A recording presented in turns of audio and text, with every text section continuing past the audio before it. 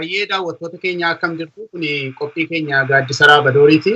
Qophii keenya gaaddisa Raabadoorii maqaa keessatti haala yeroo irratti haasa'uudhaaf dhiyaanneerra. Haala yeroo Oromiyaan keessa jirtu akkasumas sadarkaa biyyaatti dhimma siyaasaatii fi dhimma adeemsa tarkaanfiif ce'umsa biyyattiin keessa jirtus kaafneetu dubbanna. Jalqaba irratti wanti nuyi irratti haasa'uu barbaannu ammaatti egaa biyyi kun akka seen adeemsa ce'umsaa keessa akka gaggeeffamaa keenya ce'umsa keessa akka jirtu biyyi sirna tokkorraa baatee akka karaa jalqabdee fi sirna kan biraatti akka hin ceene kanaan dura irra deddeebinee haasofneera. Namoonni kan biraanis yaada irratti kennaniiru. Uummanni Oromoos kanaa wajjin wal qabatee injifannoo tokko tokko akka galmeessifate hin beekama. Amma eessa geenyeerra kan jedhu irratti haasofna jechuudha. Waa'ee injifannoo uummata keenyaa nuyi jennu kun eessa ga'ee dhaabbatee iddoo kamirra jiru kan jedhu irratti yaada kenna. Inni lammaffaan qabatamaatti lafarratti maaltu adeemaa jira amma keessumattuu dhimma nageenyaa wajjin wal qabatee wanta lafarratti adeemaa jiru, wanta biyya keessa adeemaa jiru, wanta mootummaanis godhaa jiru akkamittiin hubachuu dandeenya wanta jedhu haasofna. Kana keessatti dhimma daangaa gama bahaa lixaatiin jiru kaafnee yaada kennina. Sadaffaa irratti sadumaa ta'uu isaatii waa'ee adeemsa siyaasa biyyaalessaatii fi kan Oromiyaa irratti yaada tokko tokko kaasneetu irratti mari'anna. As keessatti wanti nuyi irratti mari'annu tokkoffaa waa'een paartiilee siyaasaa Oromoodhaa biyya keenyaa haala maaliirraa maaltu isaanii ta'uu qaba wantoota jedhu kaafnee haasofna. Adeemsi isaanii maal ta'uu qaba gara fuulduraatti waan jedhu yaada tokko tokko laachuudhaaf. Inni kan biraan siyaasaa sadarkaa biyyaatti erga muummichi ministeeraa haaraan kun aangoo qabatee hidhataa jiranii fi dhiibbaa isaan fidan maalii waan tokko tokko kaafnee haasofna. Wantoota kana naa wajjin haasa'uudhaaf yaadni har'aa Profeesar Iskeel Gabbitaatii fi Jawaar Mohammadi lachuun keessan baga nagaan dhuftan.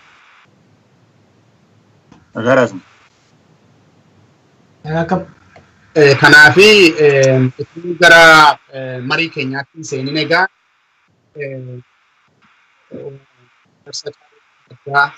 yeroo gabaabaadhaaf dhageenyee walitti deebinaa. Yeroo gabaabduu booddee walitti deebinamee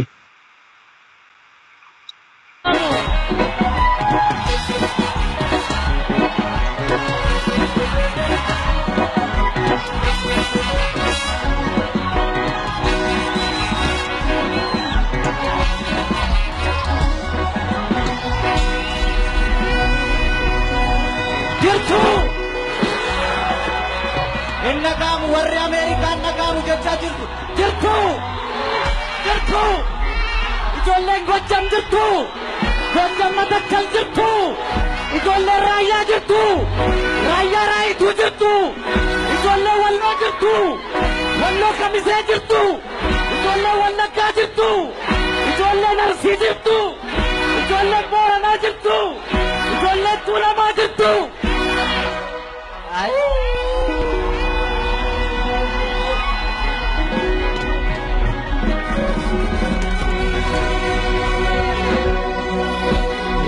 Gerarure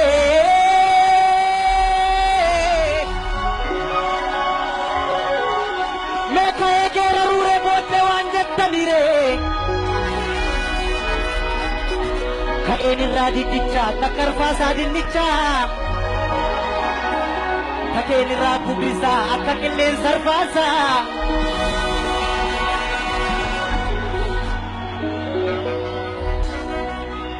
Jolle biya koti ya jolle biya koti hundumtu hado koti ani malan gochu didere man kenya hol kare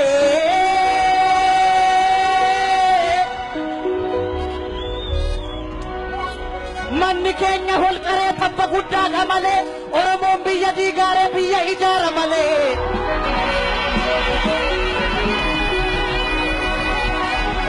Manni keenya hol qaree tabba guddaadha malee Oromoon yoon biyya diige biyya ijaare malee. Ijoollee biyya kooti Rajoollee biyya kooti hundumtuu haadha kooti hundumtuu haadha kooti.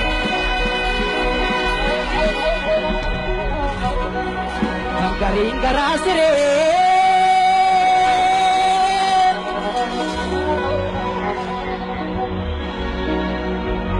Gariin garaa siree nooraan garaa qixxeessa ayyooman garaa hire ana caalu hundeessa.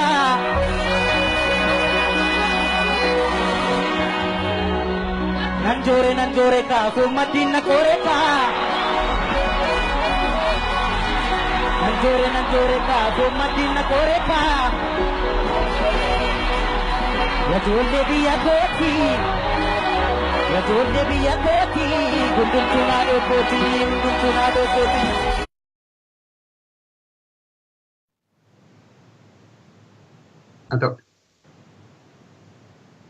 Ayyee egaa walitti deebineerraa akkuma sila isin beeksisuudhaaf yaallee wanti nuyi irratti haasofnu haaluma yeroo siyaasni biyya keenyaa keessa jiru dhimma nageenyaa uummanni keessa jiru si kaafneetu irratti haasofnamee jalqaba irratti akkuma sila kaasuudhaaf yaale wanti nuyi irratti haasofnu ni jalqabaa eessa geenyeedha iddoo kamiin geenyeedha qabsoon uummata Oromoo karaa dheeraa deemee akka as ga'e hin beekama.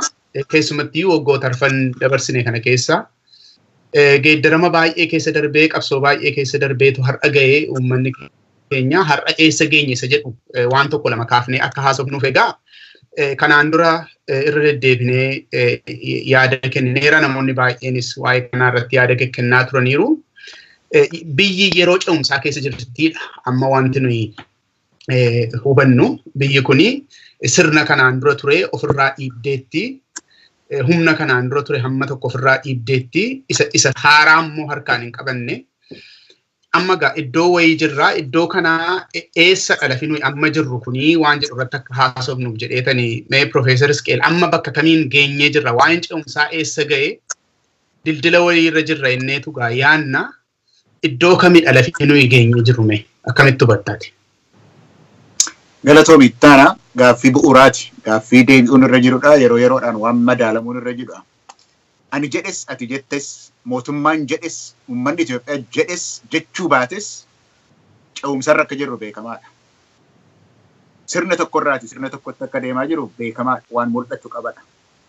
Wanni kun garuu humni isaas humna ga'u qabaatee humna ga'u horatee bakka galma isaatii gahuudhaafi yoo yeroo isaarraati jarjarsuu irraa xiqqeessite malee hafuudhaan jiru inni ga'a. Eessa jirra waan jedhu karaa lama laaluu qabna. Yoo karaa mootummaa amma biyyoolessaa jiru keessumaatii ce'umsa isa ergii Dr. Abiy muummicha ministeeraa ta'e ergii muudameetii booda kan ta'e yoo ilaalle karaa mootummaa ce'umsa saffisaadhaan deemaa akka jiruttidha kan isaan himanii. Sababii kanaatiif immoo gammachuu guddaa agarsiisanii nyaataaf dhugaatiidhaanii iddoo baay'eetti feestaa akka godhaa jiranii kun waan ani jedhe miti feestaatti jirra jedhanii dheengadda yeroo pireezidantiin Eertiraa dhufe akkasitti kan isaan dubbatanii geeddarama bu'uuraa deemsisaa akka jiran kan ilaalamu. Yoo itti siixee ilaalte garuu geeddaramsa kana karaa mootummaa deemu yoo itti siixee ilaalte garuu hamma jedhan waan gahumti. Maaliif yoo jette hedduu isaa baay'ee isaa geeddaramsa keessa jirra ce'umsa keessa jirra geeddarama jijjiirama fidaa jirra kan jedhani tokkoffaani namummaadhuma Dr. Abiy irraati waan maddudha. Hin kolfuu hin taphatu. Sababii kanaatiif namoota warra geggeessitoota Itoophiyaa warra durii warra fuula gurraachessu irraatiiti fuula kan hin banne kolfa hin beenne irraati kaatee olaalte geeddaramsa ta'ee mul'achuudhaaf hin danda'a jechuudha. Nama ummata Itoophiyaa kan gadi qacuucamaa ture yeroo hamma tokko irraa kaasanii ummata Oromoo irraatis hamma tokko hacuuccaa sana yeroo irraa kaasanii akka geeddaramsaatti fudhatamuudhaaf hin danda'a jechuudha. Nama waan gammachiisu dubbachuudhaan haasawa adda addaa gochuudhaan namni waan dhagahee hin beekne dubbachuudhaan yoo dubbii duwwaa gochuudhaan yoo ta'e waan isaan dubbatan nama gammachiisaa namatti tola. Namni jibba barbaadu hin jiru beektaa namni yoo argate jaalala barbaada namni wal baachuudha barbaada haasaa isaan dubbatan suni hedduudha nama gammachiisaa jechuudha. Biyya keessa hin deemu, biyya alaa hin deemu, hin dadhabanii hojii waan hojjetan fakkaatu, hojii gurguddaa waan hojjetan waan fakkaatanii fi nama hojii nuu hojjetu arganne jedhanii namni gammaduudhaaf hin danda'a. Kuni gawaanuma mul'atudha. Lammata immoo waan isaan hojjetaa jiran waan eenyummaa isaaniirraa duwwaadha waan dhalate tuun ta'in waan isaan haasa'an irraa waan dhalate tuun ta'in maal godhani maal hojjetani kan jedhu irraatiiti yoo fuunee ilaalle dhugaadha nama baay'ee mana hidhaati hiikuun isaanii nama gammachiisa. Namni itti gammaduudhaaf geeddaramsi dhufeera. Iddoo namni mana kumaatamaan mana hidhaatti guuramu irraatiiti mana hidhaatti ba'uu danda'uun waan guddaadha. Dhaabbileen siyaasaa biyyatti galanii dubbachuun argamuun biyya keessatti argamuun isaanii biyya bakkeetti deebi'uun isaanii nama hin gammachiisa argite gammachuu namaa hin kenna. Alaabaan kanaan dura seeraan dhorkame ol bahee dubbachuun isaa nama hin gammachiisa. Kun egaa maal godhan kan jedhu irraati yoo fuutee ilaalte waan nama gammachiisu tokko tokko godhameera. OMN biyya sanatti banamuunsaa OMN irraa shororkeessummaa ka'uunsaa hundumtuu waa hiikuu isaaniitii fi waan namatti toludha. Nama gammachiisaa jechuudha. Yoo itti siixee fuutee ilaalte kun garuu Dr. Abiy haa ta'u eenyu haa ta'u yoo waan amma jenne kana hin godhan ta'e guyyaa lama buruudhaaf hin danda'an turanii jechuudha. Nama hiikuun dubbii shororkeessummaa sana kaasuun waan Dr. Abiy filatanii godhan utuu hin ta'in guyyaa lama mootummaa isaanirra buluudhaaf jedhanii waan isaan godhanidha. So namummaa isaaniirraa wanti maddu jira. Waan isaan hojjetan garuu gara biraan istuun hojjetin kan deemsan waan isaan deemsan jira. Namni hin gammachiisa. Kanaas imaammataa sadaffaatti ilaalte garuu waan tokko tokko wanni geggeeddarame jira. Fakkeenyaa fi dhiifama gochuudhaaf awaajii baasuun waan akkasii yoo ilaalte waan nama gammachiisu. Labsii eettamaa kaasuun waan nama gammachiisu. Karaa imaammataa garuu karaa haaraarra buuneerraa yoo jenne taane dafneeti gammadaadha jiru. Hedduudha gammadaa jirra. Feeshtaandi jedhamu suni waan hundee qabu miti. Itti darbinee booddee ilaaluudhaaf hin dandeenya waan hundee qabu miti. Karaa ummataa yoo ilaalte garuu keessuma ummata Oromoo irraati yoo ilaalte karaa ija qeerrootiin waan kana yoo ilaalte garuu gaaffiin bu'uuraa kan Oromoon gaafate tokkoon saayyuu hin deebi'in jira. Fakkeenyaaf Oromoon kan inni gaafate tokkoffaan gaaffii dimokiraasiiti. Dimokiraasii qabaachuun irra jira. Abbaa biyyummaa jennee maqaa dhoofna dimokiraasii qabaachuun irra jira kan jedhu suni itti bu'amin jira ammayyuu. Nagaa qabaachuudha barbaada uummanni keenya. Gaaffii nagaati kan inni gaafate.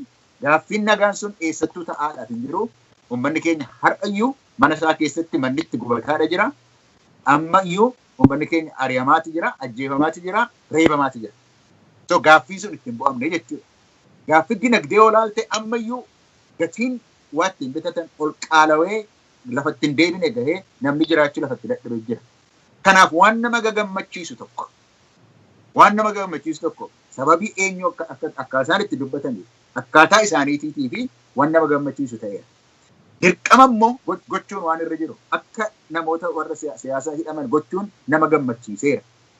Karaa haaraa sanarra garuu waan qabatamaa ta'een asii baanee iddoo sana geenya kan jedhu roadmap isa jedhan sana nuu kennanii akka kanatti deemna kan jedhu irratti homtuu hin godhamee waan jiruu fi dubbiin waan burjaajoftee irra geessa jette karaa mootummaa. Karaa ummataa garuu Oromoon obsaadha jira.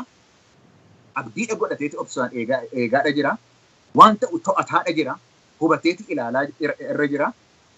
Karaa bu'aa garuu wanni tokko bu'eeraaf kan jedhamu ofuma waan kaleessa darbe irraati kaatee waan gammaddu irraa yoo gammaddu irraati yoo ka'e malee karaa qabatamaa sadarkaa tokkorraa sadarkaa tokkotti gulantaa tokkorraa gulantaa tokkotti darbaadhatiti gara dimokiraasiitii fi gara nagaatii fi gara dagaaginaatti haqa dagaagina haqa qabu gara sanatti deemaa kan jiru irratti xinnoo ishee waan yeroodhaaf dhaabbate fakkaata. Galatoon Profeesar Iskee. Lafuma ati dhaabbatte kaanii fuulduratti tarkaanfannu tokkoffaa dogoggora kanaan dura hojjetaman sirreessuu irratti tarkaanfii mootummaan Dr. Abiy fudhate kanaa wantoota ati haasofte irra deebinee naasofnu namni kana waakkatus waan jiru natti fakkaatu namni baay'ee irraa gammadaadha waan ta'eef keessumatti hidhamtoota hiikuu labsii yeroo muddamaa sana kaasuu labsii shororkeessummaa kaasuun kuni wanta guddaa nama gammachiisanidha. Wanta ifattis ba'anii mul'atanidha waan ta'eef namni kanarraa gammadiin jiran natti hin fakkaatu. Amma garuu wanti toognaayizi godhee ka'e tokko kana ta'eetu jiru garuu gaafa ilaalu akka fagoodhaa ilaalamee gammadamuu fi wanta lafa hin qabannetu jira waan jedhaa jiru natti fakkaate. Jawaar lafa jiru akkamittiin gumaatamtee argite iddoo kamiin geenyeetta. Dhiibaatuma jirra. Akka ani ilaalutti onkololeessa 2016 irraa kaasee Itoophiyaan siyaasa ce'umsaa transitional politics keessa seentee turte. San duratti mormiin kan ture mootummaan akka of jijjiiru gaafiin akka deebi'u mootummaan sun gaafii akka deebisu gaafii specific ta'e master plaanii akka dhaabu dhimmoota magaalaa akka dhaabu hidhamtoota akka hiiku kan ture. Irreechi 2016 irratti gaafiin dhiyaate down wayyaane jechuun wayyaaneen kufuu qabdi kan jedhu gaafa ka'e irraa kaasee itti aansee immoo tarkaanfii mootummaan fudhatee fi uummanni fudhate irraa kaasee siyaasaa ce'umsaa transitional politics keessa seennee turre jechuudha. Gaafiin sun dhiibbaa fidee mootummaan sun guututti kufurra jijjiiruu yeroo waan filateef muddee 2017 jechuunis walgahii Ihaadeeg guyyaa 17 boodarraa kaasee Itoophiyaan adeemsa ce'umsaa transitional process keessa seentee jirti. Kana sirriitti adda baafannee deemuun barbaachisaa ta'atti fakkaata. Kan duraa siyaasa ce'umsaa transitional politics kan lammaffaa transitional process keessa seenne. Akkamitti transitional process keessa seenne ogaa jenne Ihaadeeg mataan isaatiinuu taa'uudhaan akka duritti humnaan deemuu akka hin dandeenye concessionii gurguddaa godhuu akka qabu jijjiirama hoggansaa godhuu akka qabu kan godhame akkuma paartii yeroo hundaa'u yeroo uummanni sochiin uummataa social movement yeroo mootummaa qorra dhiibbaa godhu filannaa takka kufuu takka of jijjiiruu godhaa fi yeroo sanitti humnoonni lamanii biqiluu humnoota hardliners and reformists yookiin immoo moderate forces jennuun warra sirna durii tursiisuu barbaaduu fi sirna isa jijjiiruu barbaadu uumame jechuudha. Kanaaf adeemsan keessatti gara warri jijjiirama fiduu qabna warri jedhu olaantummaa qabatee gara taayitaatti yeroo itti dhufu keessa jirra. Adeemsa keessa jirra amma transitional process keessa jirra jechuudha. Okay, amma kan madaaluu qabnu adeemsi kun akkamitti deemaa jira? How is the process going?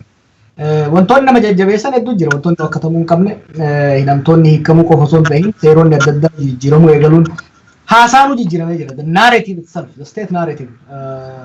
Mootummaan san dura humnaan cabsee bulchaa nan caccabsaa jedhu warra isa morman hunda gara diinotatti lakkaa'u hafee gara mootummaa reconciliatory tone jechuun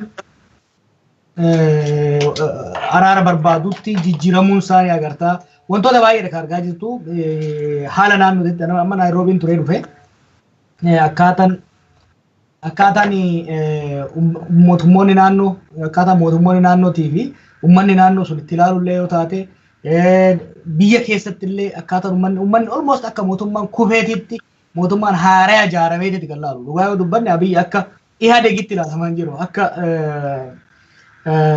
hoogganaa paartii haaraatti mootummaa haaraatti kan ilaalamaa jiru.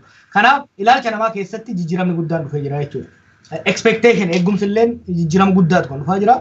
Gama mootummaati illee tarkaanfiin nama jajjabeessan dhufan. Yes, the transitional process has started and is going fast. Jijjiirama saffisaan kan deemaa jiru. Sadarkaa amansiisaa irra gahee jiraayi. Sadarkaa amansiisaa irra gahee jiraayi. Bakka of duuba deebi'uu hin dandeenye. Counter revolution yookiin immoo kararraa maqu akkuma amma dura jenne transitional process yookiin immoo jijjiiramni ce'umsa hoggaa jennu malkaa tokko laga tokko yoo fudhanne layni gama tokko sirna abbaa irreeti. Layni itti gama itti aanu immoo sirna dimookiraasiidhaati. Yeroo ammaa baaburri Itoophiyaa dildila sanirra jira. Isaa dildila sanirra jiru Abiyyi aangoo qabatee jechuudha. Amma makiinaan deemutti jira. Itti galma fuulduraati kan deemaa jiru. Haa taatu garuu malkaa hin ceene ce'umsi hin xumuramne tokko.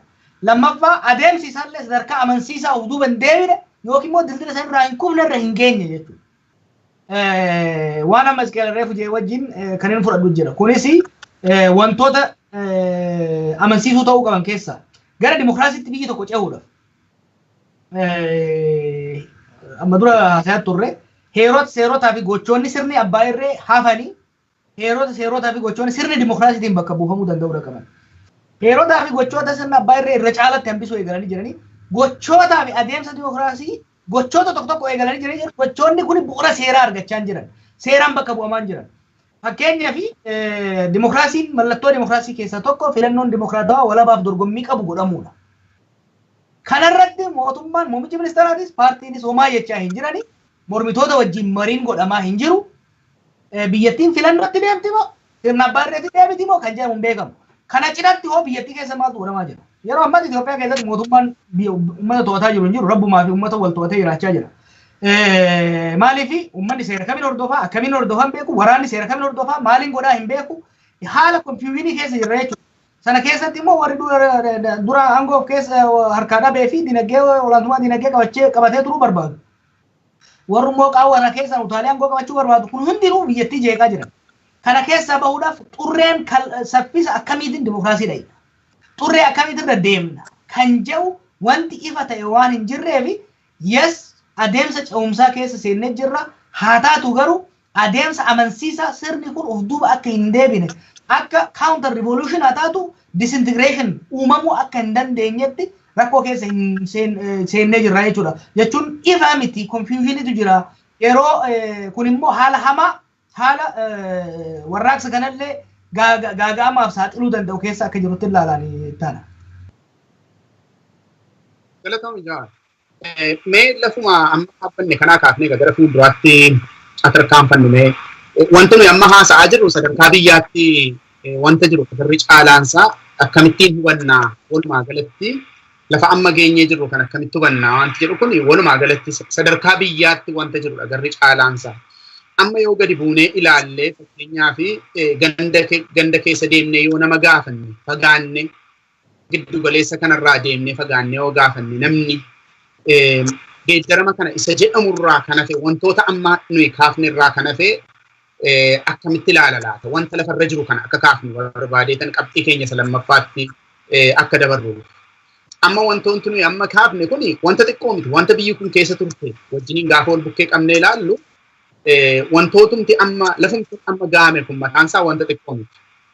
Haa ta'uuti garuu walumaa galatti gaafa yaada uummataatiin ija uummataatiin ilaalamu akkamittiin hubatama isa jedhu akka kaafnu barbaadeetani mee amma fakkeenyaaf waa'ee daangaa yoo fudhanne qabxiin keenya inni itti aanu maaltu ta'aa jira kan jedhu dhaga maaltu ta'aa jira amma lafarratti maaltu deemaa jira kan jedhu amma fakkeenyaaf wantoota amma haasofne kana yoo cinaaksanii dhandhee gaafanne namni maal jedha waa'ee geeddarama kanaa akkuma finfinneedhaa gammadamaaru kanatti gammadaa isaati moo akkam yoo moyyaalee dhaqamee gaafatame namni maal jedha.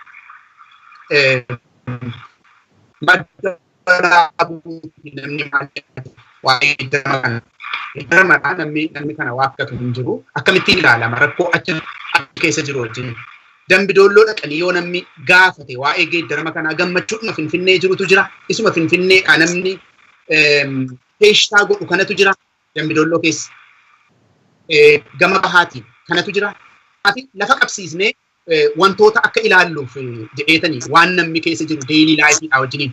Mee akka itti mootummaan Dooktar Abiy waa'ee daangaa kana approachii godhe haa ilaallu sirraanii ka'a jaa.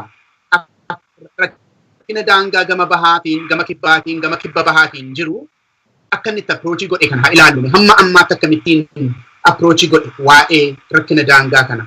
Amma dheengadda haadhatu hin ta'in kaleessagaa loltuun raayyaa ittisa biyyaatii fi poolisiin federaalaa dhaqee rakkoo naannoo sanaa akka furu akka dabarsee miidiyaa biyyaatti mee hundi keenya iyyuu dhageenyeerra. Mee hamma ammaatti akkamittiinitu as ga'e warra duraatu hin ta'in isa yeroo Dassaalenyitu hin ta'in isa ammaa fadhiifnu akkamittiin tiriitii gochaa ture inni waa'ee daangaa kana. Amma immoo approachiin fudhatame fala fiduu hin danda'a. Rakkina jiru gaafa sakattaanee ilaalle. Jawaab.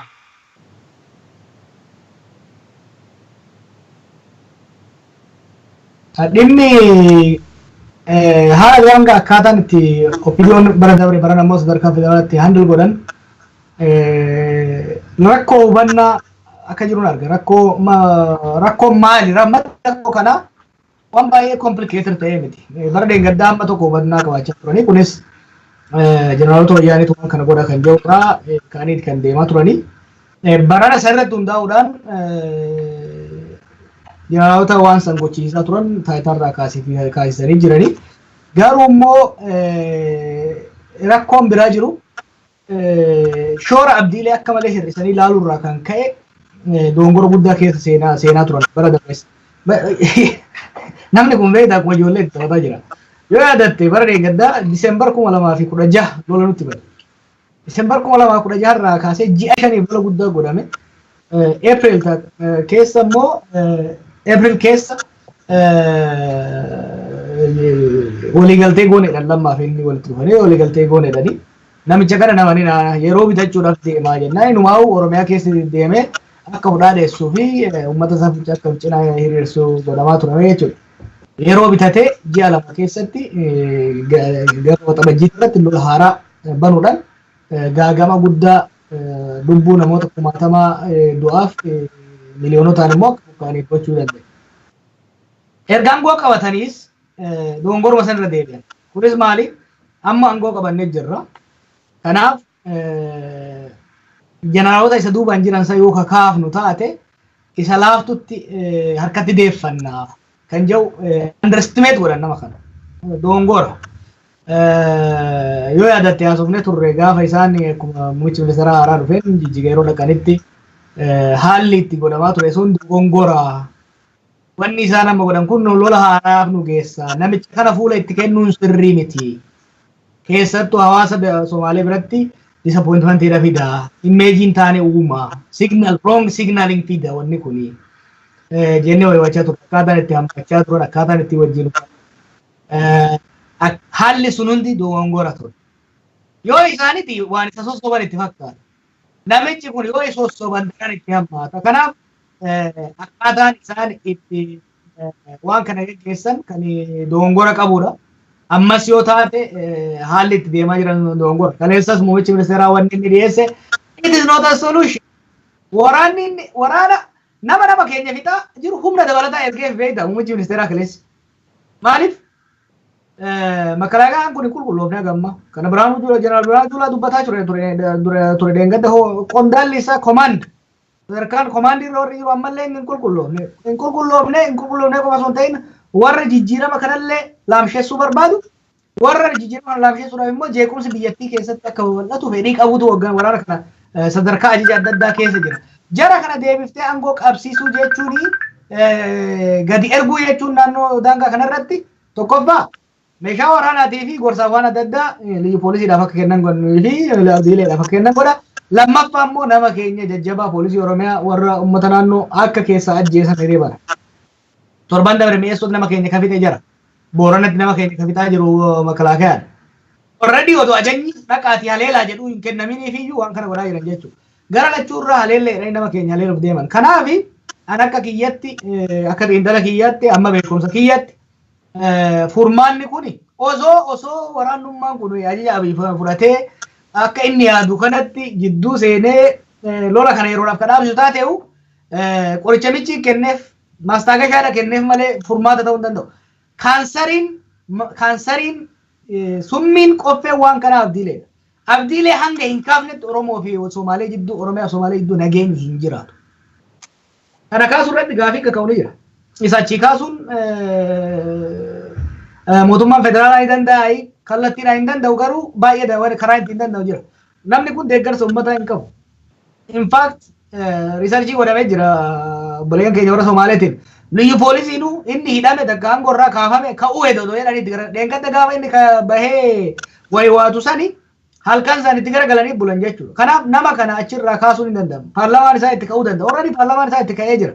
Dhiibbaa qofa yakka inni hojjete fakkeenyaaf gabaasa himarraa wajjitti fayyadamanii qorannaan godhamuu qabatanii odoo dittee isa kan dhaabsisan taate dhiisni achirraa isa buusuu danda'an. Haa taatu garuu waa lama waan jiru fakkaata. Tokkoffaa waan kana isaanirraa qaba. Waa namichi kun paarlaamaa dhaqee waan jee jira beektaa. Iccitii baay'ee qabu doozee guddaan of harkaa qabaa jedhee harkatti baadhatee paarlaamaa ture. Dhiiroo jara teenya tanarraa iccitii wayii yoo kan inni baasu taate isaan salphisuu qaba. I don't know waatu jiran fakkaata.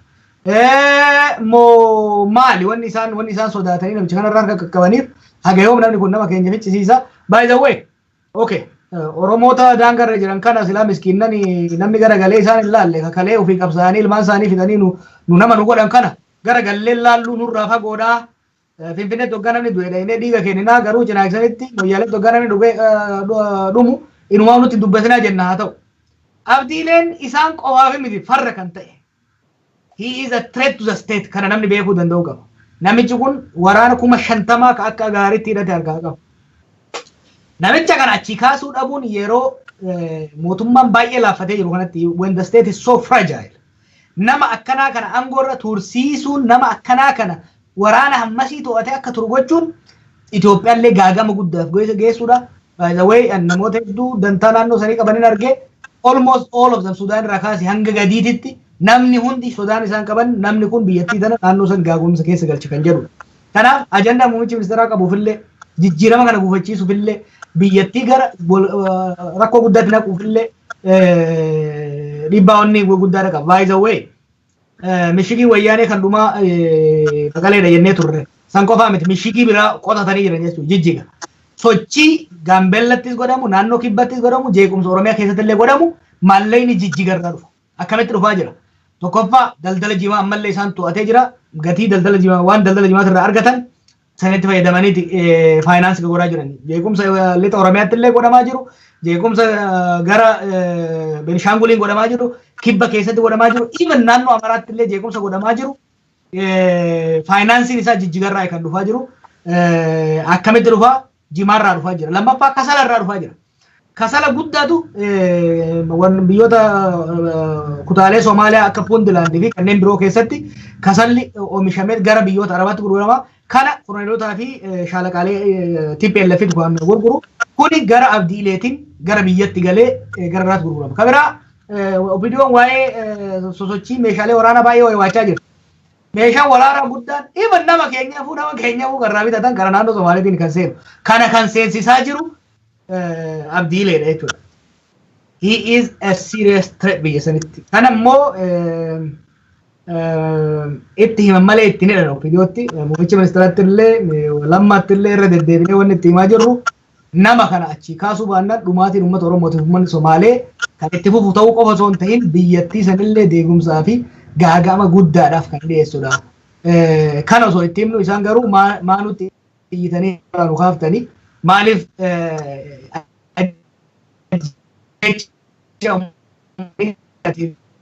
caaluun galma barkumee keessatti yoo dhoorkitan nurraa dhoorgaa jedhanii nutti as baasaa jiranii kun irratti waan nama agarsiisu.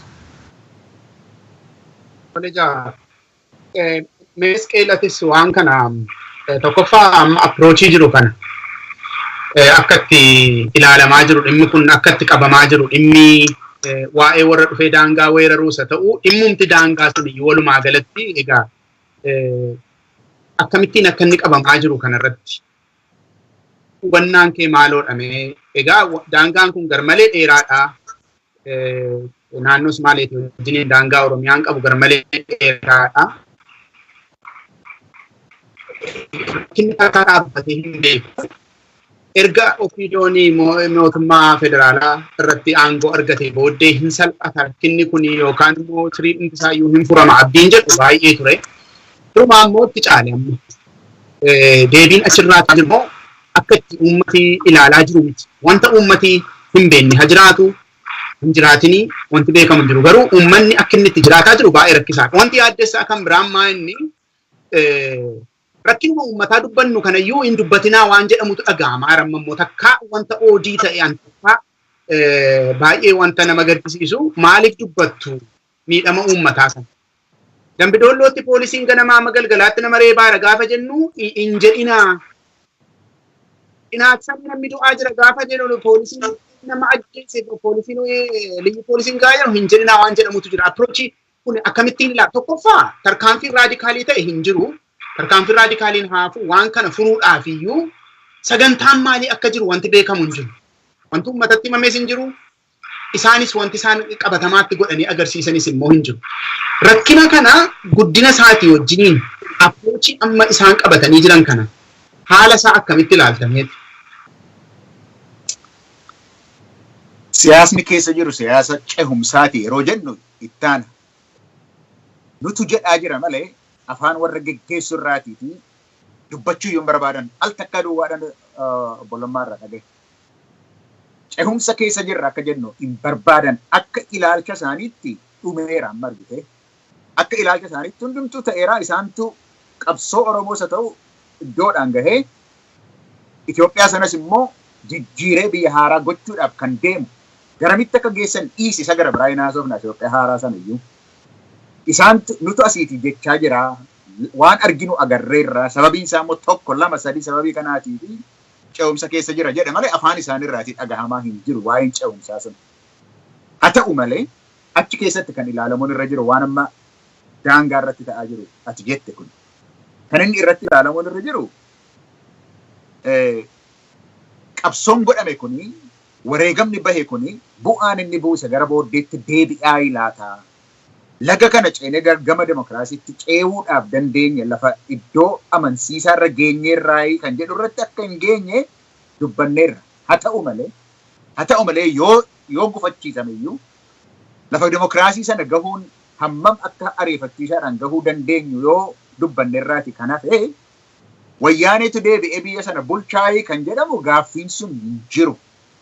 Kan ta'uudhaaf adeemu yoo gara demokraasiitti hin ceenu taane badiisa wal fixuu gargara sanattidha kan deemaa jiru. Garuu wayyaaneen kana keessatti maal gochaadha jiru? Harka maratanii taa'aniiru jedhu Jawaar Mishigii kan Maqaleerraatiitti hojjetatu kan inni jedhe. Maqaleerraa waan isaan hojjetaa jiran waa tokko isatti qabsiisee dubbadha waa'ee daangaa irratti ta'u. Waa'ee isaan Maqaleerratti taa'anii Mishigii sadaffaa sanarraati ilaalaa jiran kanaan duras hojjetaa turan tarsiimoon isaanii inni guddaan the grand strategy. Tarsiimoon isaanii inni guddaan suni ummanni Oromootiif ummanni Amaaraa diina isaaniif wayyaaneedha. Ummanni Oromoo Amaarri warri gurguddaan diina ergi ta'aniiti ummata warra xixinnoo ta'an Affaar irraatiiti, Gumuz irraatiiti, Gambeel irraatiiti, Kibba irraatiiti, karaa Sumaaleetiiti marsinaa kan jedhu kanadha grand strategy isaanii. Sababii kanaatiif daangaa hundumaa irraatiiti sosochii tokko tokko argina. Sosochii arginu kana keessatti attamitti ilaalamaa jira. Ummanni kun geeddarama sanuu jennee haasofnu kan akkamitti fudhata yoo jennee ilaalle yoo cinaaksaniin maqaa dhoofte yoo gursumiin maqaa dhoofte baabbillee maqaa dhoofte moyyaalee yoo maqaa dhoofte gujii har'a maqaa yoo dhoofte kan inni ilaalaa jiru geeddaramatu hin ta'in du'adha. Nama 7tu du'a har'a gujiidhaatiiti. Nama 29tu madaa'e meeqatu irraati areeme kanadha kan ta'aa jiru. Dambiralloodhaati akka taasifte ganam reebamaadha jira. Mi'eessoodhaatiitii dheengadda akkasitti ajjeesamaa jira. So maalidha kan namni argaa jiru? Namni kan inni argaa jiru Finfinnee keessaati waan ta'u miti wanta ganda isaatti naannoo isaatti wanta ta'aa jirudha. Waan ofii keessa jirudha. Hamma har'aatti wayyaaneetu kana godhe mootummaa federaalaa kan qabu waraana biyyaas kan qabu tika biyyaas kan qabu waraana wayyaaneedha. Sababii kanaatiif waa hojjechuu dadhabne. Muummicha ministeeraa yoo taane garuu hammasitti labsii yeroo hatattamaa irratti iyyuu nurratti hin dubbatinaa. Yoo isa taane garuu biyya kana furmaata kenninaa fi hin baraarraa kan hojjennu kan nu dhowwu hin jiru jedhamaadha ture. Ergasiiti maaltu ta'e? Erguma muummicha ministeeraa ta'anii iddoo gurguddaas ergii fudhatanii aangoos waan fudhatan ergii fakkaatanii booddee kan ta'e jalqaba duraanii himachuudha ture. Miti abaluutu akkas nu gochisiisee jechuudha. Achiiti ababbaluu jalqaban. Jalqaba abdii illee ababbaluudha kan jalqabame.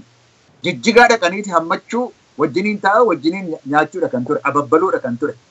Itti aanee yeroo nuu kennaa hin hojjennaatiiti yeroo nuu kennaadha kan jedhamaa ture. Isa booddee naannoo biyyaarra naanna'anii gorsu namni wal jaallachuudha qaba. Namni wal hammachuudha qaba kan jedhu gorsaan kana dhaga'ama. Approachiin isaanii maal ture kanatti jettu kana argu. Amma maaltu dhufu? Ergi kun hundumtuu oolchuudhaaf hin dandeenye du'a duwwaa naannoo kana hundumaati arguun ergii heddummateetiiti.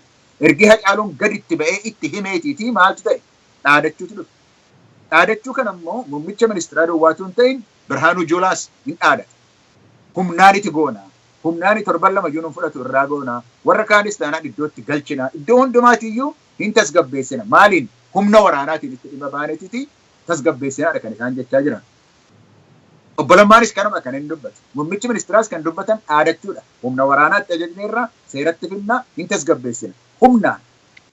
Dubbii humnaa kana bira dabarree turre miti. Humni hin danda'amu.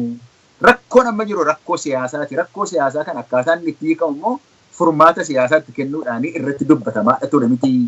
Kanaafi rakkoon naannoo amma maqaa dhoofne Cinaaksan Gursum achiiti jalqabee mi'eessoo jalqabee hamma dhaqee Gujii Moyaalee ga'utti rakkoon kan jiru tokkittiidha. Kanarratti waan wal sobnu hin qabnu. Kanarratti waa'ee aktiviistota kana godhe, artiistota kana godhe jennee waan walirratti dubbannu hin qabnu. Kan amma ammaatti rakkoo kana uumee jiru waa tokkitti duwwaa liyyuu poolisii. Mee adubbannu irraa kaasuudhaaf abdii illee mootummaa irraa kaasuudhaaf hin danda'amu ta'a. Garuu eenyutu ijaare liyyuu poolisii sana?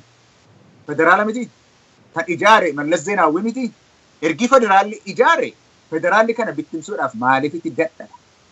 Kan amma uummata rakkisa ajjeesaa jiru naannoo Ogaden keessatti waggaa 8 nama meeqa fixaa kan ture isa booddee immoo as darbee Oromiyaa irratti kan jalqabe barreen gaddaadhaa jalqabee nama miliyooniidhaan lakkaa'amu kan buqqaase eenyu ta'ee utuu jiru beennu har'a achi as bahaniiti aktiviistotadha namoota warra intinaan barbaannedha amma haasaan sobaa kun utuu hafee jedhameeti hafu haasaan soba hafu kan rakkoo kana uumee jiru liyyuu poolisii yoo namicha iddoo irraa kaasuu hin danda'an ta'eef humna isaa jala fudhachuun hin danda'amu.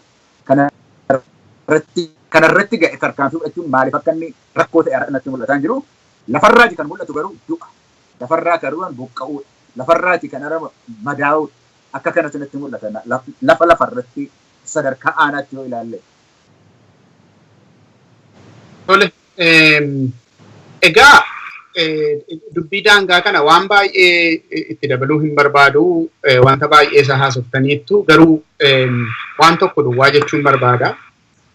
Maanni innis waa'een daangaa kun erga humna ijaaramaa saniyyuu humna qabeenyi inni qabu qawweessa ta'u maallaqasa ta'u humna naannoo tokko yookaan riijinii tokkootiin ala ta'e gararraadha erga ta'eeti.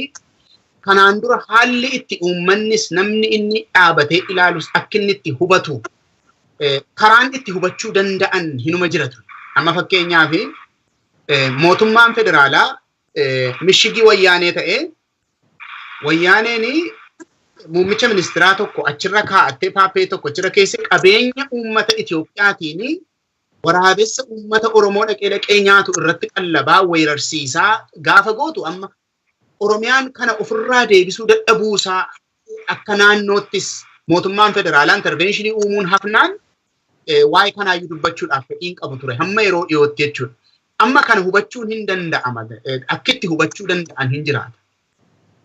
Amma yeroo itti OPDO'n muummicha ministeeraa ta'e kana humnaan qabu muummicha ministeeraa akka hin jenne yeroo inni itti waan shaakalamu shaakalee agarsiisaa jiru kana.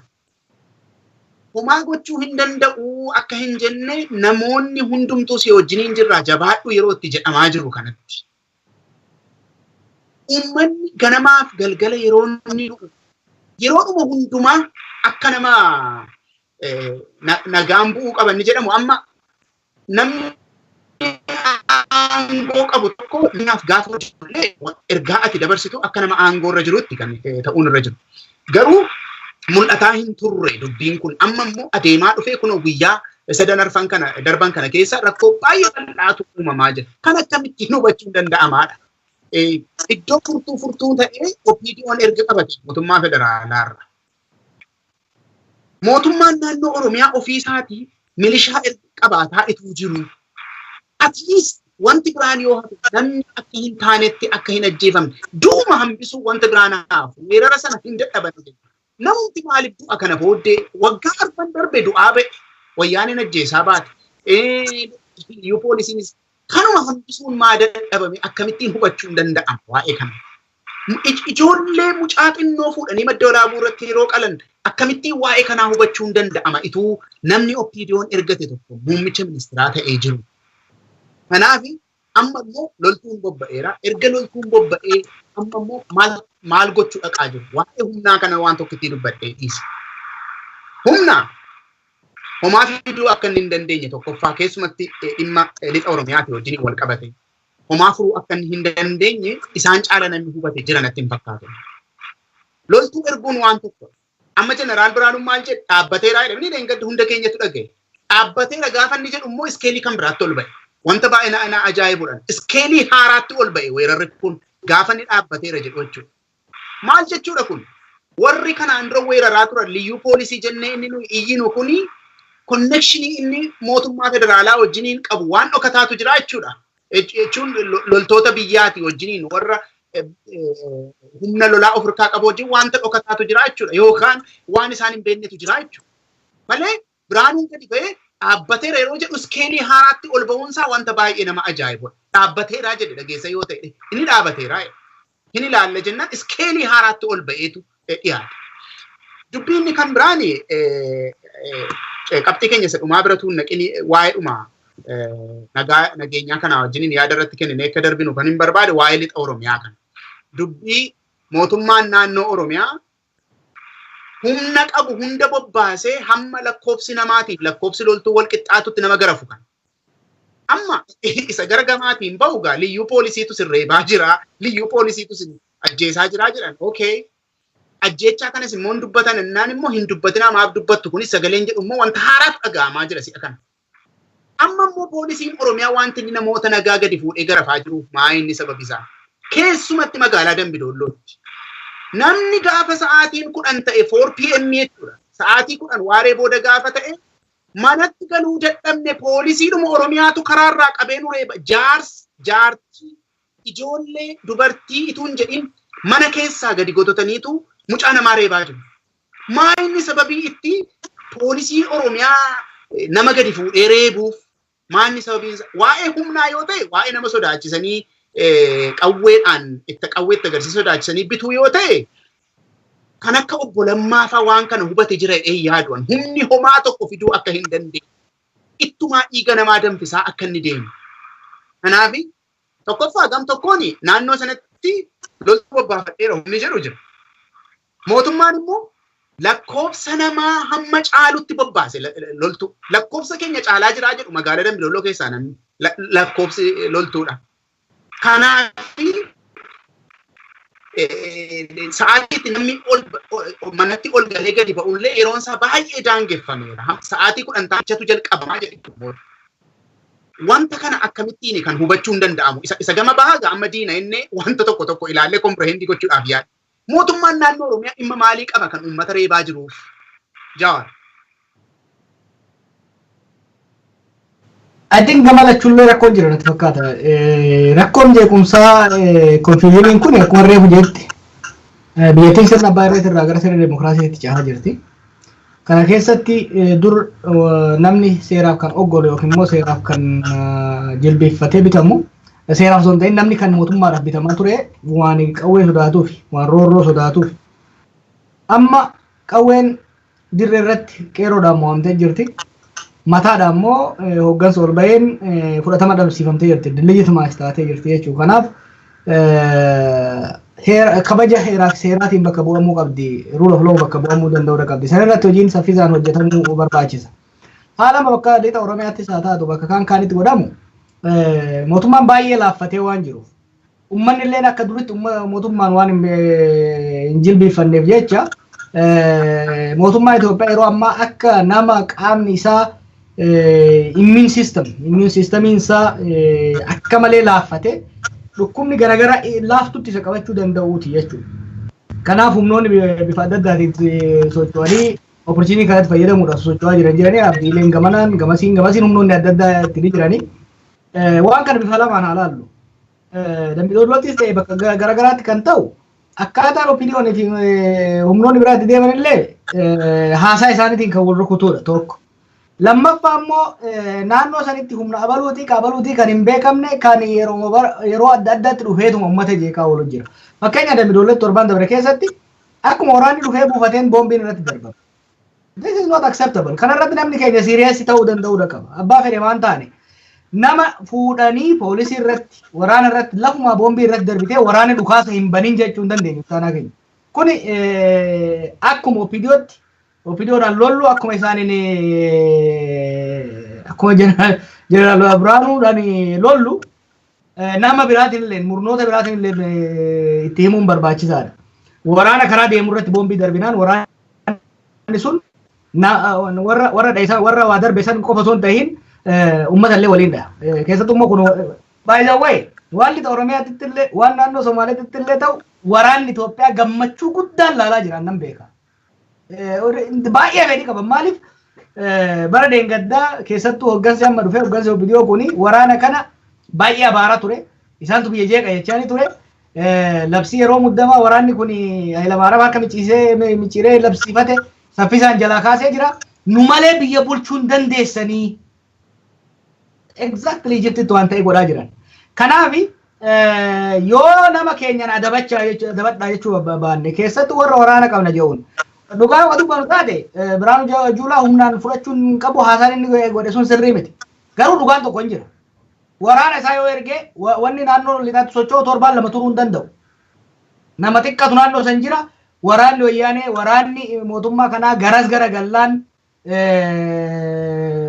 humni riphee lolaa naannoo san jiru dura dhaabbatee turuu waan danda'u miti. Kana keessa garuu uummanni keenya baay'ee miidhama.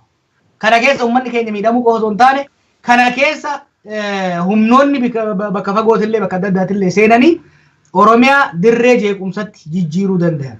Namni keenya baay'ee miidhamaa jira. Lukat waan dambi doollo ta'aa jiru. Diinagdeen magaalattii caccabee jira. Namni isaa kudha lama booda namni gadi hin bahu.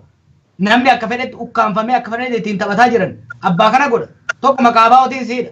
Tokko maqaa poolisii Oromiyaatiin siidha. Tokko maqaa makalaakayaatiin siidha. Kuni bakka nan guddadhetti ta'aa ture bara 1990moota keessa. Namna yeroo nan guddadhu amma beekta waan yaadannoo deebi'ee jiraachaa jiru natti fakkaata. Bara 1990moota keessa ajajni abaa'oo laaffachuu irraa kan ka'e gama tokko wayyaaneen waraana abaa'oo fakkaatu biraa ijaarrattee sochoosaa turte. Waraana abaa'oo illee keessa seentee infiltreet gootee uummata miisisaa turte. Kanaaf uummanni fi waraanni wal afaan garagale. Uummanni waraanni hoggaas hin jiru waraanni ijoolluma naannoo teenyaa dhalootuma naannoo teenyaa ijoolluma dubrii xiyyaati. Gaaga'ama guddaan naannoo keenya irra gahee waraana keenyallee gaaga'amni hamaan gahee mo'amuun sun dhufee rakkoo guddaa qabsoo sanillee duuba deebisee jechuudha. We shouldn't repeat that kind of stuff. Gama Oromootiin illee gama ummataatiin illee gama kamiinuu har'a waan gaarii fakkaachuu danda'a qawwee hidhatanii ganda keessa deemuun. Garuu qabsoof duuba deebisa. Qabsoon yeroo nama kan dambi doolloo fi leeqaa fi qeellam keessa qawwee qabannee shirri goonuu miti. Diina Oromiyaa keessa dirreen falmaa amma Oromiyaa keessa miti. In fact dirreen falmaa amma Finfinnee keessayyuu miti. Finfinnee keessayyuu mo'annee baafnee jira. Dirreen falmaa amma Maqalee fi Jijjiga keessa.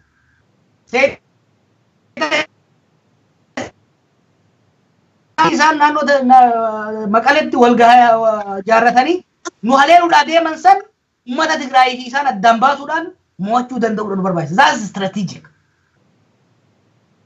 Osoo isaan achitti Maqaleetti uummata keessaa baasuu dandeenyu harki isaanii dheeratee Oromiyaa keessatti akka deebi'u, Mooyyeleetti akka deebi'u, Gimbiitti akka deebi'u, Shaashamanneetti akka deebi'u yoo ka goonu taate it is serious strategic blunder qabsoo tanallee waan miidhu. Kanaaf gama keenyanis dogongora guddaa mul'ataa jira. Torbaan dabree warri Abaa Shanee waraana dhaabnee irraa jedhan. Waan bareedaa, waan jabaachuu qabu. Har'aaf kalee immoo waan yaada jijjiiru kan argaa jiru. Look, tapha akkanaa kana dhiisuu qaba. OPDO illee tapha dhiisuu danda'uu qabdi. Akka mootummaatti akti godhuu qaban waan tokko akkan dogongora. Waraanni biyyaattis taatee poolisiin nagaa biyyaa eegsisuu mirgaaf dirqama qaban. Mirgaaf dirqama kana immoo of eeggannoodhaan deemuu danda'uu qaban. Yeroo ammatti furmaanni waraanaa dhufuu hin danda'u. Warra waraanaan sochoona jennuunis dhiisaa. Gama waraanaatiin illee obsaa jechuudha barbaachisa. Furmaanni amma kan jiru Oromoo kan baasu dirree siyaasaa irratti walitti dhiyaatanii waliin mari'atanii gara filannootti deemuudhatu barbaachisa. Abbaan deeggarsa ummataatiin qaba nammoo adda jedhu san keessatti seenuu danda'uu qaba. Yeroo ammatti OPDOnis qawwee yoo keessaate dimokiraasii waan sodaattuuf murni birallee qawwee yoo keessaate dimokiraasii waan sodaattuuf ummata Oromootiif kabajaa waan hin qabneef ummata Oromoo namni kabaju har'a qawweetti hin rarra'u. Namni ummata Oromoo kabaju jijjiirama ummanni Oromoo OPDO'n wayyaanee wajjin dhaabattee ummata kana rukutaa turte. Dhaabbileen siyaasaa biraa biyya biraatti baqatanii nagaan jiraachaa turan. Ummanni kun ufiif fincilee wayyaanee jilbiiffachiisee taayitaa OPDO'tti kennee warra kaaninis koottaa galaati wal dorgomaa nu bulchaa jedheen.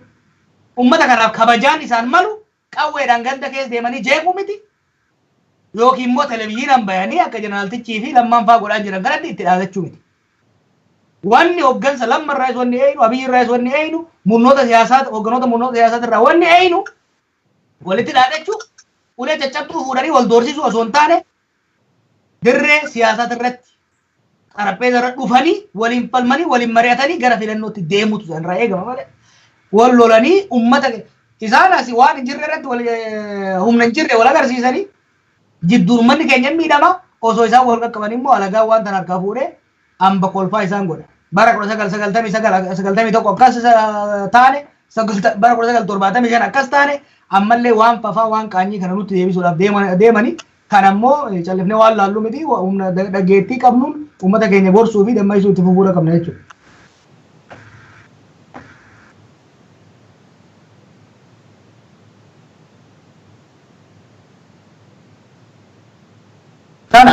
Galatoomii Jawaar yaaduma kanarratti iskeelii yaada dabaltu yoo qabaatte amma gaamaa inni lixa Oromiyaa bifisaa kan rakkina fidaa jiru maa inni qawween qaba murna jedhutu jira. Dhossaa miti maqaa of ta'eetu adeemaa abaa'oo shanee mootummaan immoo lakkoofsa loltuu garmalee bobbaaseera. Humnoonni kun lamaanii wal loluuni dirree waraanaatti mirga isaaniiti. Ana kanatti fakkaatutti namni wal loluu barbaadu dirree garuu rakkinni kun safara keessa galeetu hiyyeessi hojii hojjetee nyaachuu dadhabe ba'ee galuu dadhabe rakkinni kan dhalataa jiru namni gadi ba'ee ol galuu dadhabe kana gidduutti isuma amma Jawaar kaasedha jechuudha dubbichi waggoota arfan kana keessa namni akka kanatti rakkachaa dadhabaa ba'ee ammas isayyuu ituu taa'anaa soofnaa jedhamu waan kana keessa galamuunsaa akkamittiin ilaalamaa amma haalli gara sana jiru. Waan isin dubbattan kana keessa itti bubuudhaan barbaada. Waan warri aangoorra hin jirre gochuun irra hin jirretu jira. Karaa bahaa hin isin waan gochuun irra jiru dubbanne waan gochuun irra hin jirretu jira. Jalqaba Jeneraal Birhaanuu irraatiin jalqabuu barbaada. Jeneraal Birhaanuun asuma ergi operations chief ta'anii achiiti as bahanii hoogganaa operations ta'anii as bahanii yeroo dubbatanii afaan Oromootiin yeroo dubbatanii waan isaan jedhan qabxii lamatu keessa jira. Qabxii kana keessaati tokko maal jedhaa warra kanaan dura yeroo Oromoon qabsoo godhu qawwee tokko dhukaasintitu amma Oromoon qabsoo isaatiin iddoo tokko waan gaheefititi amma dhufaniiti itti galuudhaaf barbaadu kun gochuun hin danda'amu jedhan tokko itti dubbataa jiru. Lammata immoo jarri kun hin qabanii uummata xinnoodha baay'ee miti.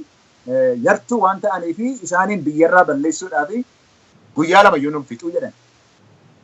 Tokkoffaa inni duraanii siyaasa haasa'u warra kaleessa keessan turretutu har'a dhufeetti garan siyaasa haasa'u jeneraalli tokko waan siyaasaa keessaati hafuutu irra jira waan kana dubbachuun irra jira. Torban lama nutti fixuu hin goona kan jedhanis kan inni na yaadachiisu obbo Jeneraal Siyyee sanadha. Direedawaa dhaqeetti torban lama nuyi waraana taanaan akka maalutti goona nuyi waraana ittiin taphanna nuuf waraanni taphadha torban tokko miti torban lama keessatti fixna kan jedhaneefidha. Dhaadachuu akkasii hin barbaachisu mootummaan waraanni dhaadachuun akkasii hin barbaachisu kana keessaati hafuutu irra jira. Isaan duwwaa miti obbo Lammaanis nama lama sadiitu du'a malee du'i nurra heeraa jedhe. Wanni kun dhugaa miti. Nama lama sadii miti kan du'u ergi dheengadda sadan kana keessaati nama 300 ol kan du'e akkasuma jechuun skeeliinsa ol dabaleennati jettu mana nama ciisee jiru ganama halkaniin gaditti ba'aniiti baabilleetti manatti gubu namatti manatti gubu har'a akka ilaalaa jirrutti cinaaksaniiti namni mana isaa keessaati waan bahee jiruu fi bakkeetti waan nyaatu godhateeti nama nurraati dhaga'uu dhabne jedhee himataadha jira iddoo sana keessaatiiti cinaaksan irraatiiti. Wanni kun lama sadiitu du'ee kanaafi lama sadii nurraati xiqqaateera wanti jedhamiti namni tokko du'uun irra hin jiru. Namni tokko yoo du'e inniyyuu baay'eedha. Namni lama yoo du'e inniyyuu baay'eedha. Kanaaf nu xiqqaateera jedhanii dubbachuun irra hin jiru. Namni akka mootummaa pirezidaantiin mootummaa Oromiyaa nama tokko kan ajjeesuudhaaf fedha qabu nama 1,000 ajjeesuudhaaf gara booddeetti hin deebi'u.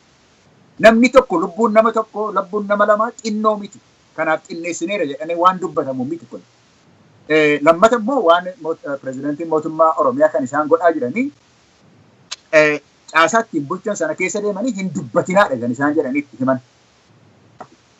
harargee bahaa qalqaniitiin kaadiroota isaanii sassaabanii waa'ee kanaan dubbatinaadha jedhu ofiis hin dubbatan. Namoota gara biraa akkasii dubbatan hin dubbatinaa jedhu.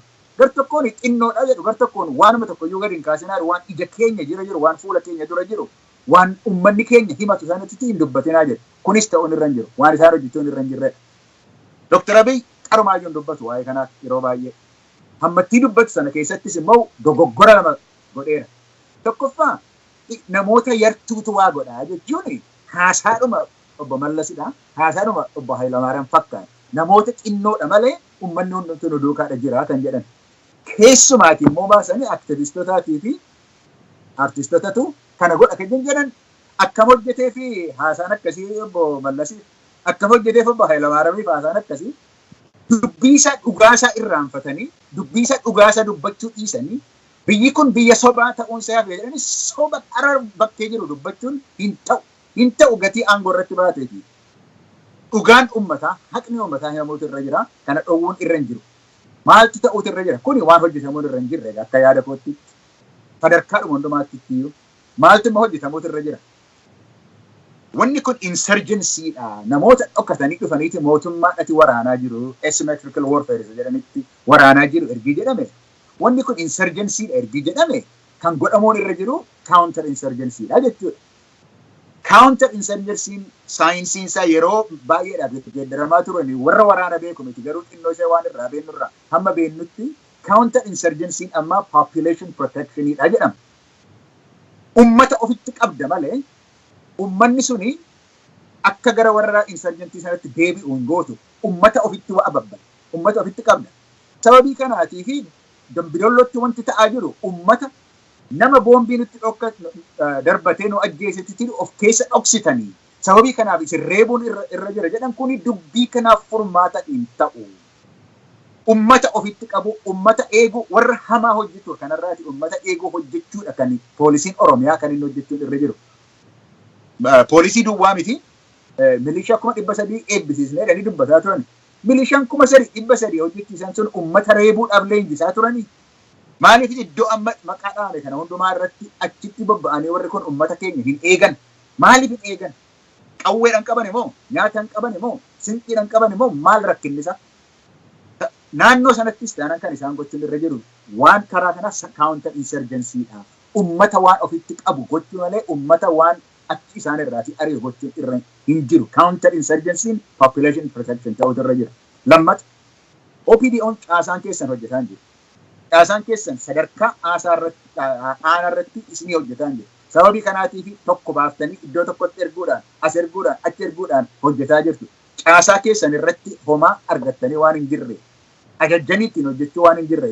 Caasaa sana uummata irratti hirkattanii qulqulleessuudhaa fi tarkaanfii gurguddaa fudhachuutu irra jira.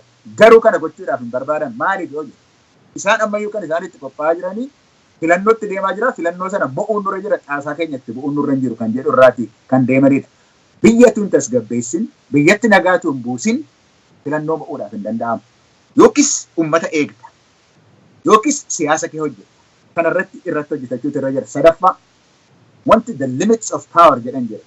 Aangoo irratti gaafa baatu, aangoo irratti eenyuyyuu bahi, atuu bahi, anuu bahi. Aangoo irratti gaafa baatu akka warri waa'ee aangoo beekanii eenyuun iyyuu macheessuudhaaf hin danda'a aangoon. Sababii kanaaf amma iddoo tokko tokkotti waan argaa jiru sadarkaa guddaarra warra gahan irraatii fi aangoo waan qabanii fi aangoodhaan rakkoo siyaasaa hundumaa waan furmaatatti kennuu danda'an itti fakkaata. Isarra of eeguu barbaachisu isarratti waan gara biraa hojjechuudhaaf hin dandeenye garuu aangoo qabaachuun humna siyaasaa qabaachuun furmaata hundumaa kennuudhaaf hin danda'u. Isiniyyuu taanaan akka mootummaa abbaa irree darban biyya Itoophiyaa keessatti sadarkaa sanatti waan dabarsu tokko tokko argamaadha jira. Kanaaf isarraa of eeggachuu qabu jedhee sanii yaada isaan. Galatoom Isqeel. Egaa kanarratti wanti nu jedhaa jirru gama lachuutiin gama mootummaatiinis ta'e warra insurgency loltuu qabna jedhuunis kennaa ta'e uummataaf boqonnaa kennaa'edha. Uummati kun jireenya isaa haa jiraatu. Hammuma taatee kana mee xinnoo se'aa galfatu uummataaf boqonnaa kennaa yaada jedhudha. Maaliif gidduu kanatti kan rakkataa jiru uummata waan ta'eef uummati kun jireenya isaa sirriitti gaggeeffachuu hin dandeenye. Kanaaf nus kan dubbachiisu malee waa'een biraadhaaf miti. Kanaaf dubbiin Oromiyaatiin poolisiin Oromiyaa balleessaa jiru wanta baay'eetu jira. Vaayolensiin gara poolisii Oromiyaatti dhufaa jirus akka sila Jawaar kaases wanta baay'eetu jira. Inni kun lachuusaa uummatarraa fagaachuudha qaba. Wanti qawweedhaa wajjin wal qabatu. Dhabeera uummati kun waa'ee qawwee. Ijoollee isaatu inni jaan ilaaluu gadi fuudhaniitu fuula isaa duratti ajjeesaa ba'an warri wayyaanee daganaan poolisii Oromiyaa jedhamee loltuu abaluu jedhamee iddoo sana keessa deemee uummata kana caalaa dadhabsiisuun irra hin jiru. Dadhabeera uummati kun waa'ee qawwee xiqqoo aara haa galfatu kanuma jedhuuf kan inni kaafame qabxii keenya sadaffaatti dabarraa waa'ee adeemsa siyaasaa sadarkaa biyyoolessaatti jiruu fi sadarkaa naannoo Oromiyaatti jiru. As keessatti jalqaba akka kaafnu kan hin barbaadu waa'ee paartilee siyaasaa amma biyyatti galanii biyya jiranii paartileen siyaasaa garaagaraa biyyatti galaniiru.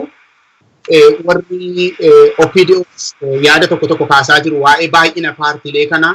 Ijoolleen Oromoo kanaa dhugaa dubbachuuf yoo ta'e barattoonni yuunivarsiitii Finfinnee waan kanaa dhimma isaanii kaasanii dubbataniiru. Dhimma baay'ee barbaachisaadha waan ta'eef nus yaada gabaabduu kanarratti ituu kennine. Ijaarmee sirraan amma gaa paartileen siyaasaa galaniiru.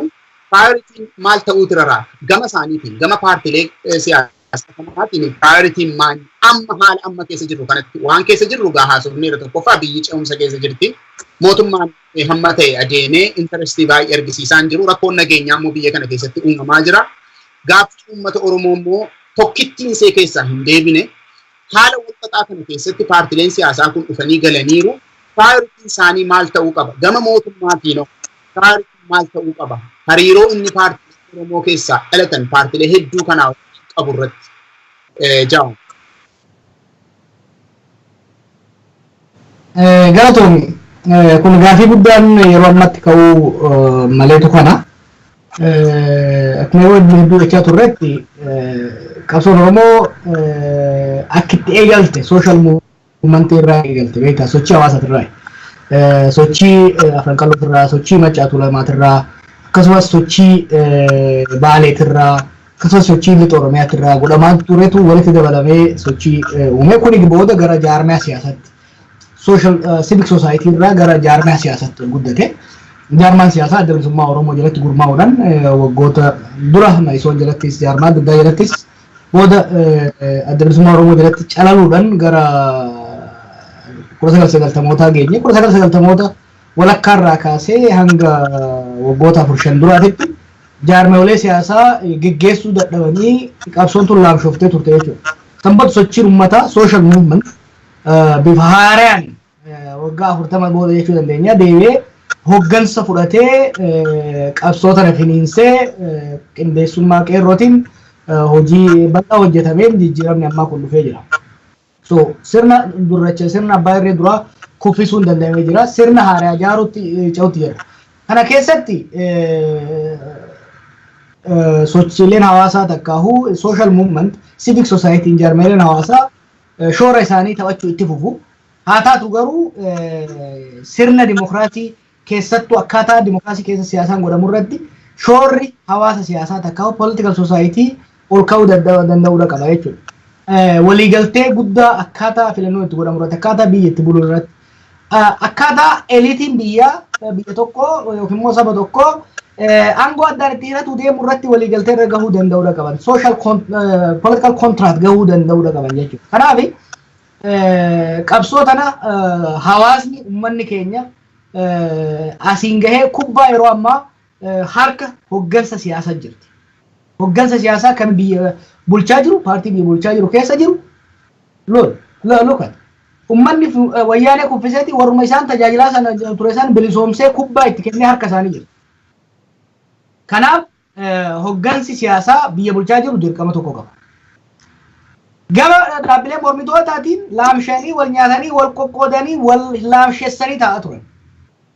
Isaan harka kubbaa fuudhee malkaa ceesisee kunoo amma hoodhaa irratti walii galaa jedhee kubbaa isaan jidduu kaa'ee jira jechuudha. Kubbaan siyaasaa Oromoo amma kubbaan qabsoo Oromoo amma gama tokkoon OPDO harka jidduu gama kaan immoo mormitoota jidduu taa'aa jirti jechuudha. Kubbaa kana taphachuudhaaf seera ittiin taphatan yeroo ittiin taphan fageenya ittiin taphatan eenyuun nu taphachiisa ka jiru irratti walii galuu danda'uudha qaban. So gama lachuutu wanni eegamu rule of the game waan jennu jira. Akkamitti filannoo deemsifna filannoo kana eenyutu deemsisa akkamitti aangoo walirraa fuuna eenyutu nu jidduu dubbii ilaala. Masmarri cehuu hin qabne maali what the red lines kan jiru irratti walii galuu danda'uudha qaban jira lachuu.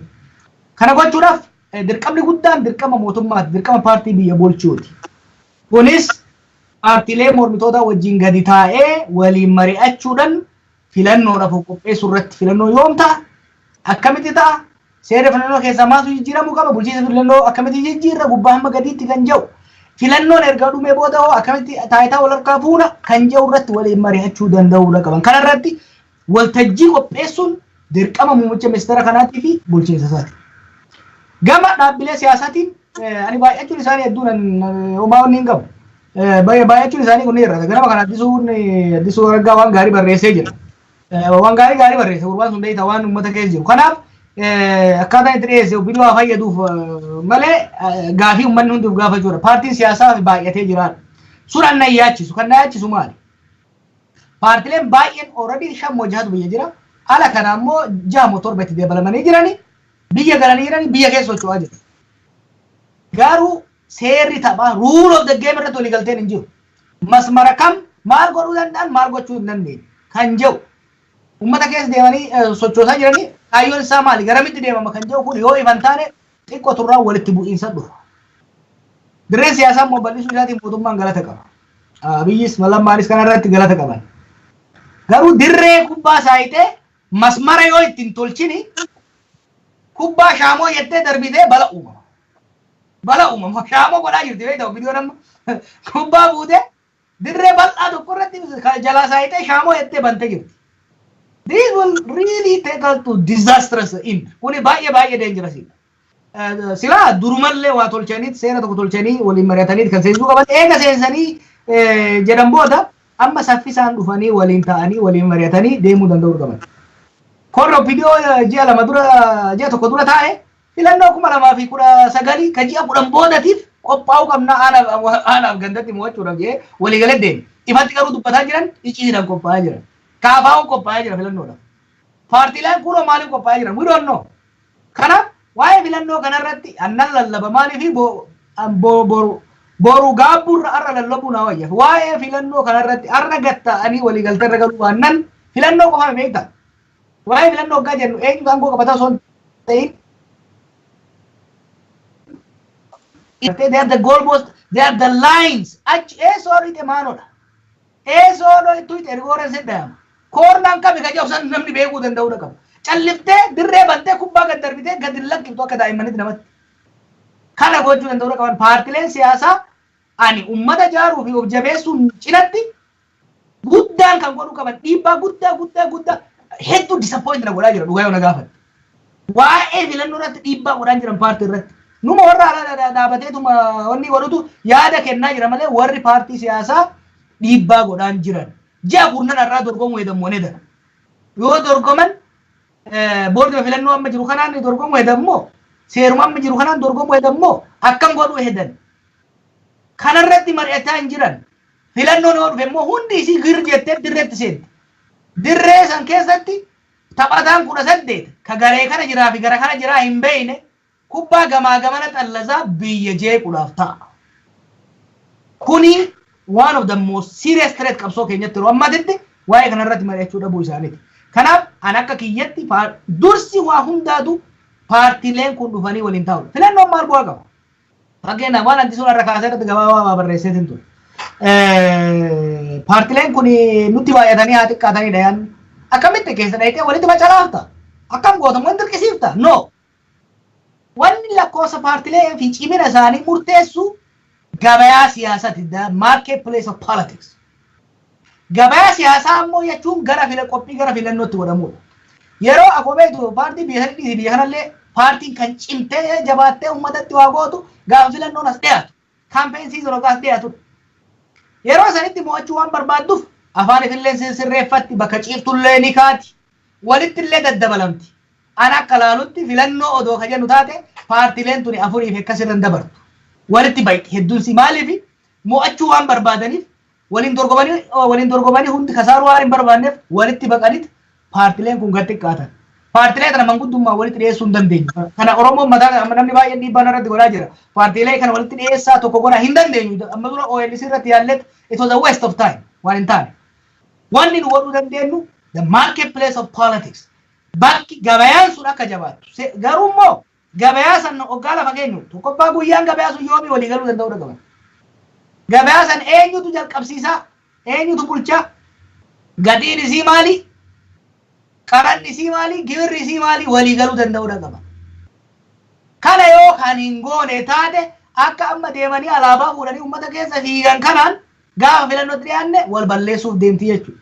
Kanaaf ani dhaamsa uummata keenyatti illee hayyoota keenyatti illee dhaabbilee tanallee waan dhagayan taate ani itti waandu gaa'ee dirree keessaa manatti ol deebi'aa xarapheeza irra taa'ati waa'ee filannoo ani beektaa filannoon boruu haa ta'u iftaan haa ta'u jechaan jiru seerri filannoo kun haa ka'u sun haa ka'u jechaan jiru filannoo kana abalu haa bulchu I don't care garuu they must agree on the rule of the game because any game without rules is lawlessness ammayyuu seer dhablummaan nu cinqa jira gaafa seer dhablummaan hawaasa keessa gara gandaa fi magaalaa keessa jiru kun gara hoggansa siyaasatti dhufe ummata keenya gosa gosaan gandaan amantiin qoodanii wal ficcisiisuuf ta'a. Kanaaf red line masmara diimaa caamuu hin qabne irratti walii galuu qabanii kana natti fakkaatan ittaana. Filatoomi Jawaar Iskeel waa'ee paartilee siyaasaa Oromoo kana irratti yaada gabaabduu yoo nu laatte waa'ee dhimmi siyaasa Oromoo sadarkaa biyyaatti maalirra jira kan jedhutti dabarra. La dubbiin jirtu waan nama mootummaan ummata dhaggeeffatee ta'uutu irra jira jedheen labsedha. Adawaawii haa ta'u, Dhaadhii haa ta'u kan isaan irra wal jedhan dirreen siyaasa dhiphatteetti dirree siyaasa sana bal'isuun nurra jira kan jedhu irratti walii galamee jira. Tilas kan hin dubbataa tureni dirree siyaasa sana bal'isuu irratti waan dubbatame jira.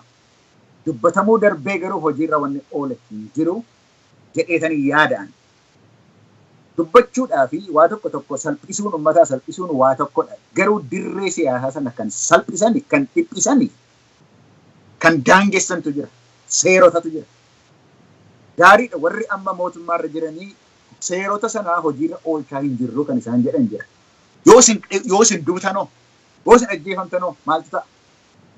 Yoo isin fedhii isin qabdan uummata sanaaf qabdan sun immoo akka dheengadda irra hojjetame. Yoo isin hin jirre yoo isin dhukkubsattanoo. Kanaaf waan dhimma uummataa ilaalchisu fedhii uummata nama tokko irratti miti kan inni dhiifamuun irra jiru. Seera irratti. Seera biyyaa irratti kan inni. Ammayyuu taanaan seera miidiyaa ilaalchisee kan namni akka garaa isaatti hin dubbanne dhiphisiisee ammayyuu akkuma jirutti jira. Hin ilaalamaa jedhaniiru gaariidha ilaalamu. Seera shororkeessummaa kan jedhu kan dhiphisiise nama meeqa mana hidhaatti kan guure hojiirra jira. Hojiirra oolchaa hin jirru jechuun waa tokkodha. Garuu it's on the books. Seerri dhaabbilee hawaasummaa kan jedhu suni kan akka uummanni walitti dhufee dhaabbilee tokko dhaaba jaarrateetii mirga isaa hin eegsifanne kan rakkisan ammayyuu hojiirra jiru. Hojiirran oolchaa hin jiru jechuun waa tokkodha. Inni garuu gadhiifamuutu irra jira. Inni sun furmaata argachuutu irra jira. Inni sun ka'uutu irra jira yookiis waan yeroo waan calaqqisu ta'uutu irra jira. Garuu siree dirree siyaasaa sana bal'isuu yeroo jennu sadarkaadha qaba adeemsisaa. Sadarkaan inni jalqabaan yeroo itti dorgomtu, yeroo itti morkattu, yeroo itti wal mormitudha. Yeroo itti anaa filadhaa jettu sana keessa isa sana bal'isuudhaaf, morkii sana gochuudhaaf, ilaalcha adda addaa kan qaban dhaabbileen adda addaa yeroo morkii sana keessa akka garaa isaaniitti hojjechuudhaaf namni tokko mootummaarra jiraate dhiise seera biyyaa ergii ta'eetiiti morkachuuf akka jirutti inni lafa taa'utu irra jira jalqaba. Gaafti uummanni itti dubbatu immoo jira. Gaafa uummati sagalee isaatti kennu waan isaan jedhan sana dhaggeeffatee immoo guyyaan itti kennu jira. Guyyaa filannootu jira. Yeroo filannootu jira. Guyyaa sana irratti immoo amma daangoo sana kan xiqqeessan, kan dhiphisan dirreen siyaasaa sun kan dhiphatu akka kan godhan kan jiru guyyaa sana irratti mirga uummataa kan huban seerotatu jira. Seeronni suni keessumaatiiti paartii filannoo galmeessuu irratti amma warri biyyatti galan kan isaan himataa jiran tokko isa ittaana. Waan isaan himataa jiranii kan yeroo nurratti fixaa jiru galmaa'uudha. galmaa'uudhaaf iyyuu dandeenye hin beeknu jedhaniiti himataa jiru warri biyya bakkeeti biyyatti galanii kan yaalaa jiran jiru galmaa'uudhaaf dhaqanii kan galmaa'uudhaaf hin dandeenye jiru maaliif seericha sana turattisaa. Lammata immoo guyyaa filannoo sana irratti akkaataatti filannoon deemu warri mormitootaa mootummaadhaa wajjin paartii mootummaadha jiru wajjin walqixxummaan qaban dirreen sun isaaniif waan walqixxaate miti. Sababii kanaatiif seerri sunis geeddaramuutu irra jira. Guyyaa sana seerri filannoo suni yoo geeddarame malee gajjallaadha warra nama sagalirraati jalqabee hamma gajjallaatti yoo geeddarame malee homtuu ta'uudhaaf hin danda'u. Sababii kanaafi karaa mootummaa wanti godhamuun irra jiru kanadha. Warri mormitootaa waan Jawaar jedhe irratti baay'ee waan hin dabaluun qabu paartiin OPDO malee hin jiru. OPDO duwwaadha kan qophaa'e. OPDO duwwaadha kan biyya bulchuudhaaf danda'u. Warri kaan calluma jedhaati jalatti galaa kan jettu jirti haasaan. Haasaan akkasii mooralii sirrii miti. Uummanni Oromoo waan filatu keessaa qabaachuutu jira. Filannoo keessaa filatta malee paartii tokko keessaa paartii tokko hin filatte. Haasaan isheen akkasii dubbiin isheen akkasii paartii tokkitti duwwaa jalatti hiriiraa jettu dhaabachuu qabdi isheenis. Lammata Oromoodhaaf kan dhaaba godhanii dhaabbileen adda addaa kan socho'anii isa amma jedhamu konsensasii wayii qabaachuutu irra jira. Wanni qophaa'ee jira isa fuudhanii ilaaluu danda'utu irra jira. Kanarraa kan hafe isuma amma jedhame sana keessatti wal morkachuun waan adda addaa qabaatanii uummatatti dhiyeeffachuun waanuma jirudha. Garuu kaampeenii sanaaf qophaa'aa jiru warri paartiin adda addaa kun. Kana isaan kana irratti qophii gochuu irratti waan Jawaar jedhe irratti hedduun dabalu garuu qophiin sun ta'aa hin jiru. Ammayyuu taanaan uummanni Oromoo filannoo godhachuudhaa fi waan filannoo ta'u gidduu gochuudhaaf qophiin godhamaa hin jiru. Kanatu nama yaachisa. Galatoomis qabxii sattaanutti dabarra. Amma waan Oromiyaa keessa jiru waa'ee paartiilee siyaasaatiin qabnee hamma tokkos haasofneerra. Mee dhimmi Oromoo kunoo erga OPDO'n muummicha ministeeraa ta'ee booddee dhimmi Oromoo kun akkamittiin ilaalamaa jira? Walumaa gala isaa jechuu kooti. Keessumatti iyyuu akka riitoorikii siyaasaatti, akka seenessa siyaasaatti maal filate muummichi ministeeraa? Mallattoo inni argisiisu irraa, qabiyyee dubbii inni dubbatu irraa, namoota inni ofitti naannesse irraa, ayyaana inni irratti argamuudhaaf filate irraa, wantoota kun immoo waan isaan walitti qabaan isaanii fidaa jiran walitti qabnee gaafa ilaallu iddoon Oromoodhaa giddugaleessa biyyaa irratti akkamittiin ilaalama kan jedhu akka kaafnee haasofnu barbaadeetanii wantoota kana kaafnee akka haasofnu kan nu dirqisiisu yaaddoo baay'eetu jira. Maaliif Oromooni naannoo keessanitti dhimma keessan yoo fixattan hingaa tendensiin jedhu wayii jirti ammuma mataasaayyu wanti si yaaddessu hin jiru kunoo achiiti Oromiyaan of bulchaa jira sanadhaa kanadha wanti jedhamu manni Oromiyaan keessa jiru suma nuyi haasofnu jechuudha. Inni kun maanni sadarkaa biyyaa sadarkaa Itoophiyaatti gaheen Oromoon qabu akkamittiin ba'amaa jira amma an gama kootiin yoo dubbachuudhaaf ta'e gaafa Oromoon muummicha ministeeraa ta'u biyyi sunii falaasama siyaasaa iseen hordofaa turte beekamaadha. Falaasamni siyaasaa isheen hordofte immoo biyya sana biyya dhiigaa godhe biyya du'aa godhe malee waan tokko iyyuu hin finne. Yaadegis dhufee falaasamni siyaasaa inni biyya sanatti fidee nagaa hin buusne yoo Oromoon dhufee du'aa Oromoo keessaa waan ba'e wayiitu nama hunda wanti walitti qabuu danda'u wayii falaasamni siyaasaa kan Oromoo keessaa madde as ba'ee bu'aa wayii buusa kan jedhu yaadeen ture an ofii kooti. Inni kuni bishaan qabduu ta'ee hafeera. Maaliif muummichi ministeeraa yaada kanaayyuu wanta qabu miti. Inni amma rakkina hin qabu. Garuu riitoorikii inni fayyadamu gaafa ilaallu wanta Oromoo achi as bututuun ta'in wanta Oromoo achi bututu baay'ee. Mee wanta letistaan kaa'u ofii kooti waan hin taajjaberraa isin ofii keessan yaadatti kennuu dandeessu waan hin taajjaberra. Ayyaanuma itti Isaayaas irratti simate irratti lafti itti Oromoon irratti mul'atu tokkittiin see hin jirtu. Inni kun egaa biyyatu arge waan ta'eef namni waa'ee kanaa falmuu danda'us waan jiru natti hin fakkaatu.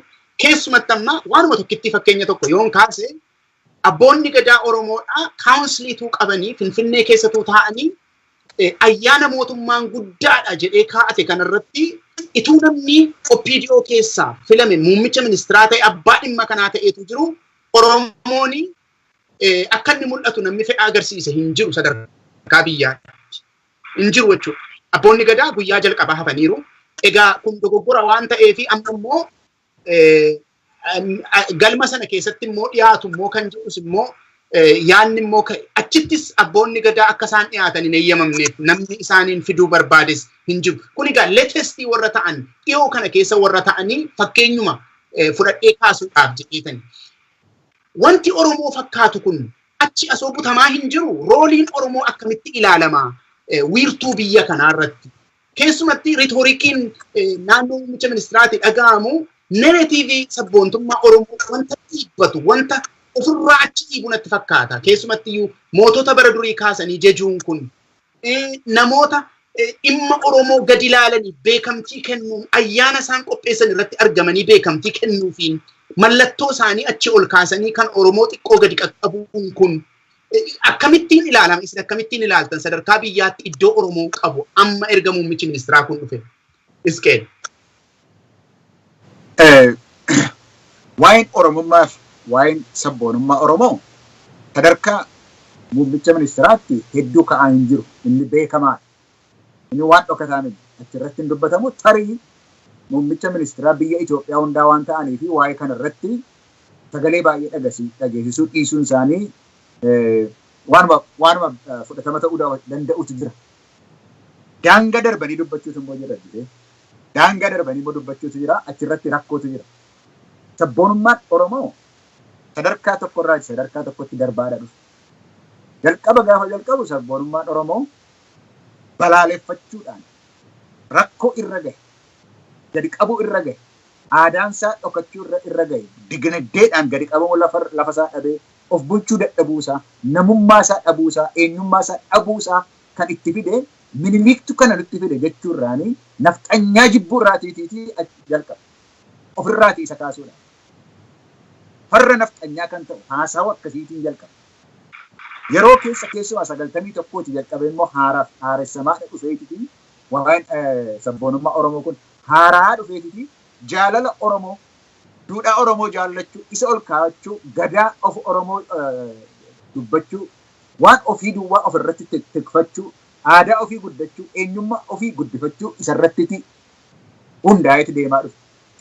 Amma dhiyoo kana immoo sadarkaa gara biraattis waan darbe fakkaata ture. Oromoo duwwaatu hin ta'in naannoo Itoophiyaa hundumaatiif iyyuu fala kan ta'u, furmaata kan ta'u, akka ji'oogiraafiidhaan giddu galeessa, seenaan giddu galeessa, siyaasaan giddu galeessa akka ta'etti mootummaa abbaa irra yeroo dheeraadhaaf Itoophiyaan sanarra ture iyyuu ofirraa irraa deemsisuun yeroo inni itti gaheetti daangaa darbaniititi farra isaa dubbachuun jalqabame sadarkaa muummicha ministeeraati jechuudha. Yeroo itti sabboonummaan Oromoo ofirrayyuu darbee argitee of jaalachuu yeroo darbee warra kaaniyyuu bilisa baasuu yeroo inni gahe sana keessatti Oromoonii sabboonummaan isaa uummata Oromooyyuu xiqqeessa kan jedhamutu haasa'amuu jalqabame. Waa'ee haasaan kun immoo eenyuun humneessee eenyuun jajjabeessee yoo itti ilaalte warra hamma har'aatti farra bilisummaa farra demokiraasii warra ta'aniiti humneesse.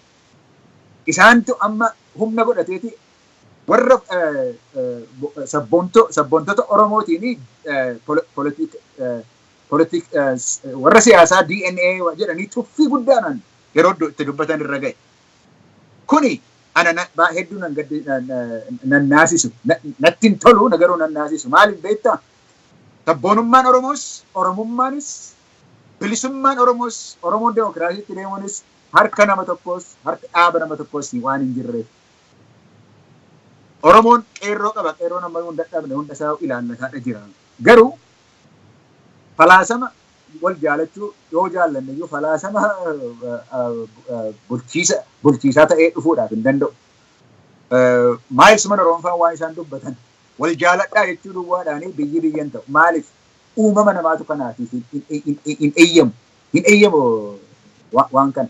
So kana irra jirru sababii wal jaalachuun irra jiruuf wanta sabboonummaa Oromoo jedhee warra kaan irraanfatu irraa balaaleffachuun irra jira jedhu kuni rakkoo guddaa fiduudhaaf jite adeemaa jira.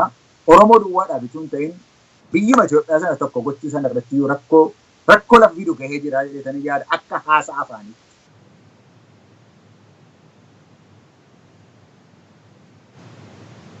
Galatoo Miskeen wanta kanarratti Jawaar yaadu waan inni taajjabe fudhachuu koo duraa wanta innillee as bahee hin dubbatin malee magaala Finfinnee keessatti Hacaaluu irratti aggaamamee wanta jedhamu sun xiqqoosee wanta gaarii fakkaatee natti hin mul'anne akki inni itti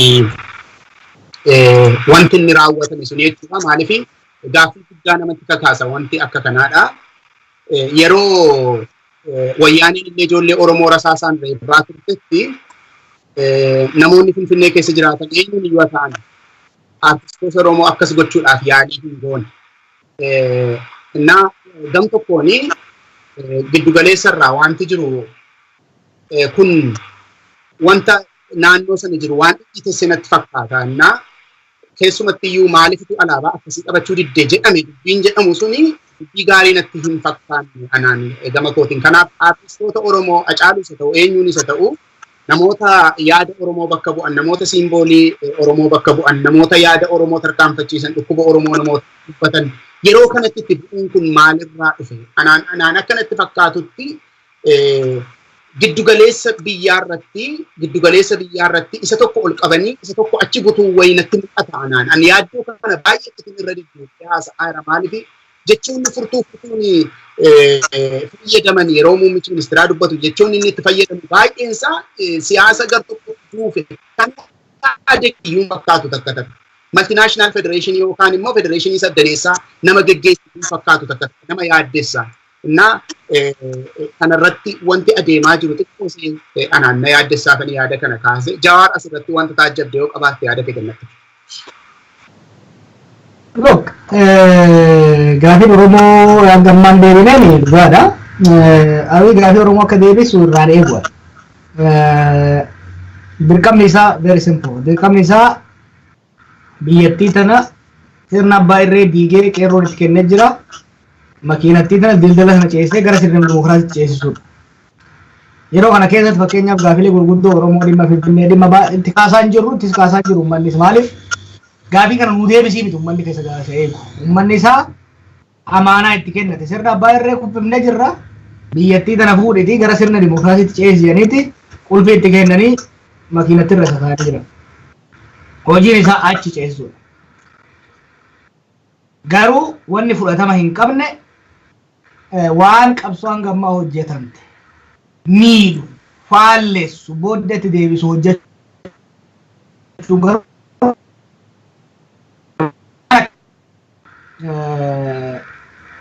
narratiiviin fakkeenya maybe akka laafaatti ilaalanitti fakkaata. Gaafuma dura taayitaa qabate waa'ee Minilik eegale. Minilik jaalachuu danda'a, ilaalcha akkasii qabaachuu danda'a. But muummichi ministeeraa san godhuu hin danda'u biyya sanitti rakkoo uumuu yoo barbaadu taate malee. It's not about liking that guy. Maaliif nation building biyya ijaarre yoo kan jennu taate waan uummata walitti fidurratti biyya ijaarta malee waan uummata addaan mataa qaburratti biyya ijaaruu hin dandeettu. Minilik irratti uummata ijaaruu hin dandeettu. Waan kalees wanni gaariin uummanni kun kalees waliin qabu hin jiru. Waan gara fuulduraa waraqaan adiin waan gara fuulduraati. Isa irratti fuulleffachuu danda'u qaba. Gaafa san kanan dubbachaa ture. Wanni sodaatne kun deebitee dhufte.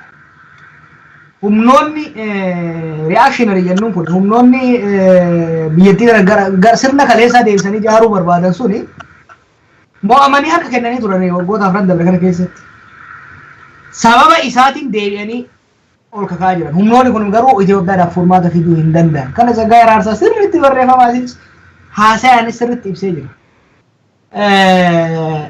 Wanni dogongora guddaa uume amma isatti illee rakkoo uumaa jiran. Ani nan gammade dhugaa yoo naan jettan waan dheengaddota irratti. Maaliif karama inni saaqan isa salphisa uummata duratti. Isa salphise gurbaan wallisaan sun. Isaayyaas Afawarqii duratti. Qeerroo duratti waan akkasii jechuunsa kabajaan affeeramee dhufe. By the way, xayyaara dhabanii isa biyyaanirraa isa biyya alaatirraa nama biraa xayyaararra buusanitti fe'anii fidan. San booda wallistoota wajjin hin taa'u jee VIP keessa teessan. Achirraa waltajjii jarri dubbaterraa dubbadhu malee hidhee isaarra bayyaa ture. Ol bahee garuu uummata duratti isaan salphise jechuudha. contradiction achirratti mul'atu sun illee ka agartu abiy nama saffisa waa baratu kanarra waa barata jedheen abdadha. Constituency isallee beekuu danda'uu qaba. Waan takka ifa haa ta'u Itoophiyaa keessatti sabboonummaa lama qofatu biyya sana gara fuulduraa ittiin deemuu danda'a. Gara fuulduraa sabboonummaa sabootatu gara fuulduraa ittiin deemuu danda'a. Biyyattii sana duuba kan deebisu immoo sabboonummaa Itoophiyaa kan kijibaa kan durii kana. There is no future in that one. Kanaaf humna Oromoo kanan booddeessaa adeemsi ittiin deemaa jiru kuni akka nama osoo makiinaa oofuu goommaa of jalaa uraatti. Abiy goommaa of jalaa uraatti deemaa jira gara kanaan yoo dhugaa walitti himnu jennu. Maybe akka ta'uun gaagaataan Finfinnee kun nama shawwaduu danda'a. I know them, I've been there. Nan beeka sirriitti. Harka siidhayanii galgala uleessitti qaran bulan. Kanaafi furmaanni jiru sabboonummaa haaraa uummata walitti fiduu danda'uun deemuudha. Fakkeenya yaanumaan maddammari inni jedhee fide kun ani hedduullee komandaratti godhuun barbaadu maaliif waan hiikaa qabu miti. Namoota namni hunduu akka hiikkataa jira garuu rakkoo uumaa jira. Maal jecha is it assimilation or is it integration? Kan adda baasee ilaaluu danda'uudha qaba. Kanaaf akkaataan fakkeenyaaf waan tokko jira beektaa. Paulo Freire in the pedagogy of the oppressed waan tokko jira. Elitiin cunqurfamaa keessaa bahan sirna cunqursaa irratti hoggaa qabsa'an of ta'anii biyya bulchuudhaaf osoo hin ta'in bakkuma cunqursaa san ta'anii amaluma cunqursaa sana itti fufuu barbaadan. Hoggansa amma jiru qofa keessatti osoo hin ta'in even hoggansa qabsoo bilisummaa Oromoo keessallee rakkoon tokko jira. Of taanee biyya san bulchuu hin dandeenyu waan jedhu kun gara kanaan abaarsanutti seenee garuu kan Paulo Freire psychology of the oppressed keessatti sirriitti lafa kaa'a. Kanaafi yoo kana kan goonu taate Oromoo ta'ee Oromoo waan Oromoo baay'isee jedhaniin qubanatti qaban jechuuf abbootii gadaa birraa hambisan. Abbootiin gadaa garuu they are the only legitimate representation of Oromos. Kana beekuu danda'u qaban. Har'a Oromoo haqaan ka bakka bu'uu danda'u abbootii gadaa qofa. Isaan qofa namni filame namni sirnaan filame Itoophiyaa keessatti. Itoophiyaa guutuu keessatti namni sirnaan filame abbootii gadaa qofa namni biraan jiru dhiiroo. Isaani kan uummata Oromoo qabu jara kan ofirraa fageessinaan Oromoo ofirraa fageessa deemte. Qeerroo muufachiifnan Oromoo muufachiisa deemte. These are the only legitimate force Oromoo biratti har'a dhugaa yoo dubbanu taate. Qeerroo ka qabsaa'ee uummata kanaa asiin ga'e qindeessee asiin ga'e hojii isaatiin kabajaa argate. Abbootii gadaa ka uummataan filamanii dhugaa uummataa dubbataa jiran. Abbootii gadaa maaf irraa fageessan beektaa? Isaan baarsuu didan. Akka duritti ergamuu fi didan dhugaa uummataa dubbachuu eegalan. Kanaaf ofirraa fageessuu eegalan. That's not the way to do it. Tokko namallee tuffachiisa. Nama orma gammachiifne jedhanii of tuffachiisuun dhufti. Asii beezii kee, kiristeensii kee muufachiifta. Gamasii immoo orma ofitti kofalchiifta. Of tuffachiisa deemta. Adeemsi kuni tokkoffaa qabsoo Oromoo keessatti illee garaagarummaan akka uumunutti uuma. Lammaffaa immoo hawwii gaarii qaba namni kun dhugatti jijjiirama gurguddaas fidaa jira. Deeggaramuus qabanii deeggarra humna qabnu hunda. Garuu akka hin deeggarree rakkoo uumaa jira. Even deeggartoota isaa yoo laalte waltajjii san booda waltajjii bareedaa ture yoo dubbifne. Wanni amma inni dhimma Eertiraatti hojjetaa jiru kun keessa isaa rakkoo haa jiraatu malee waan historical ta'e waan seena qabeessa. Garuu gurbaan sun dhufee jira jeeqe akkasitti.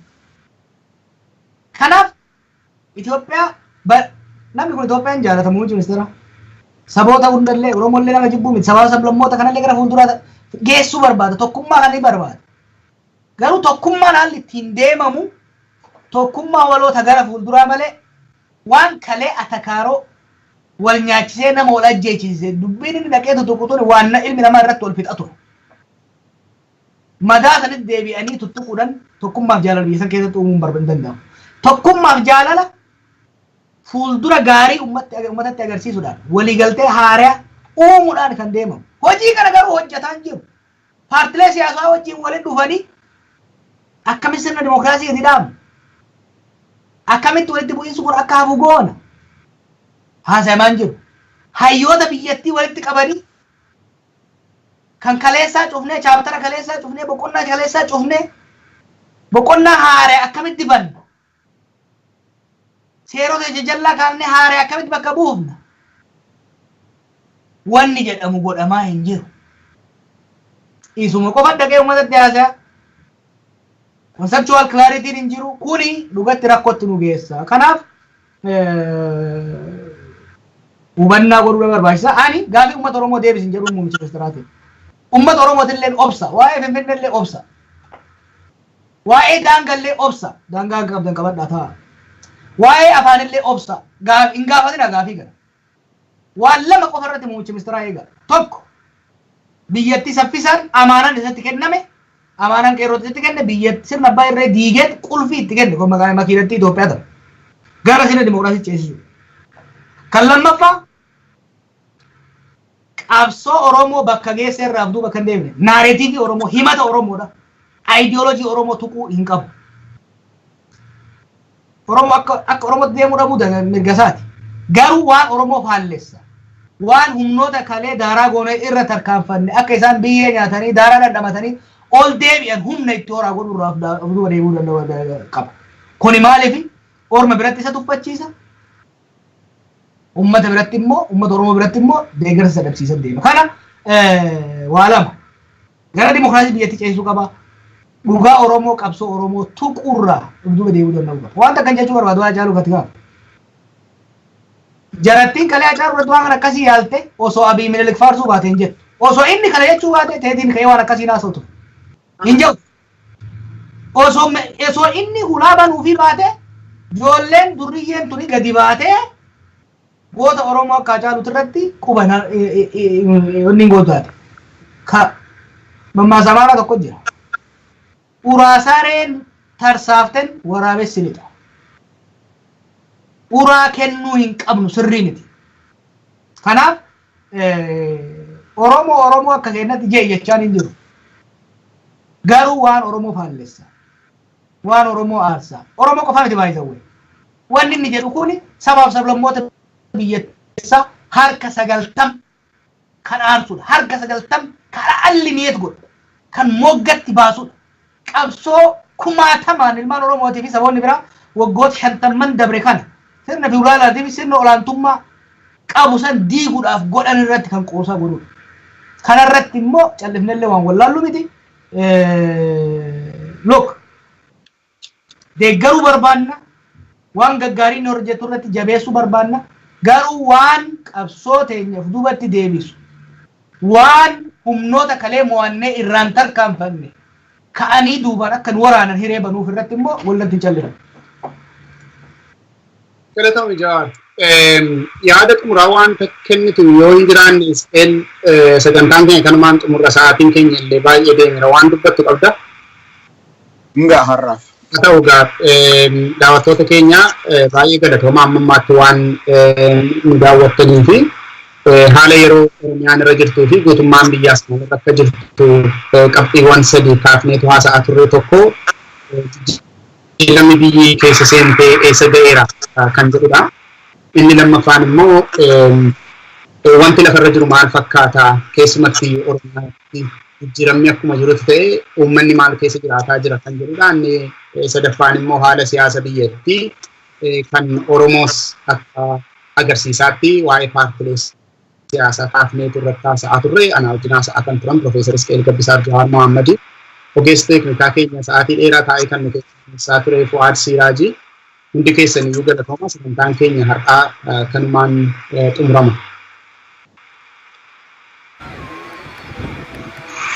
Jiraattonni Cinaaqsan duuti maqaa daangaatiin nurratti deemaa jirtu saffisaan nurraa dhaabbachuu qabdii jedhan.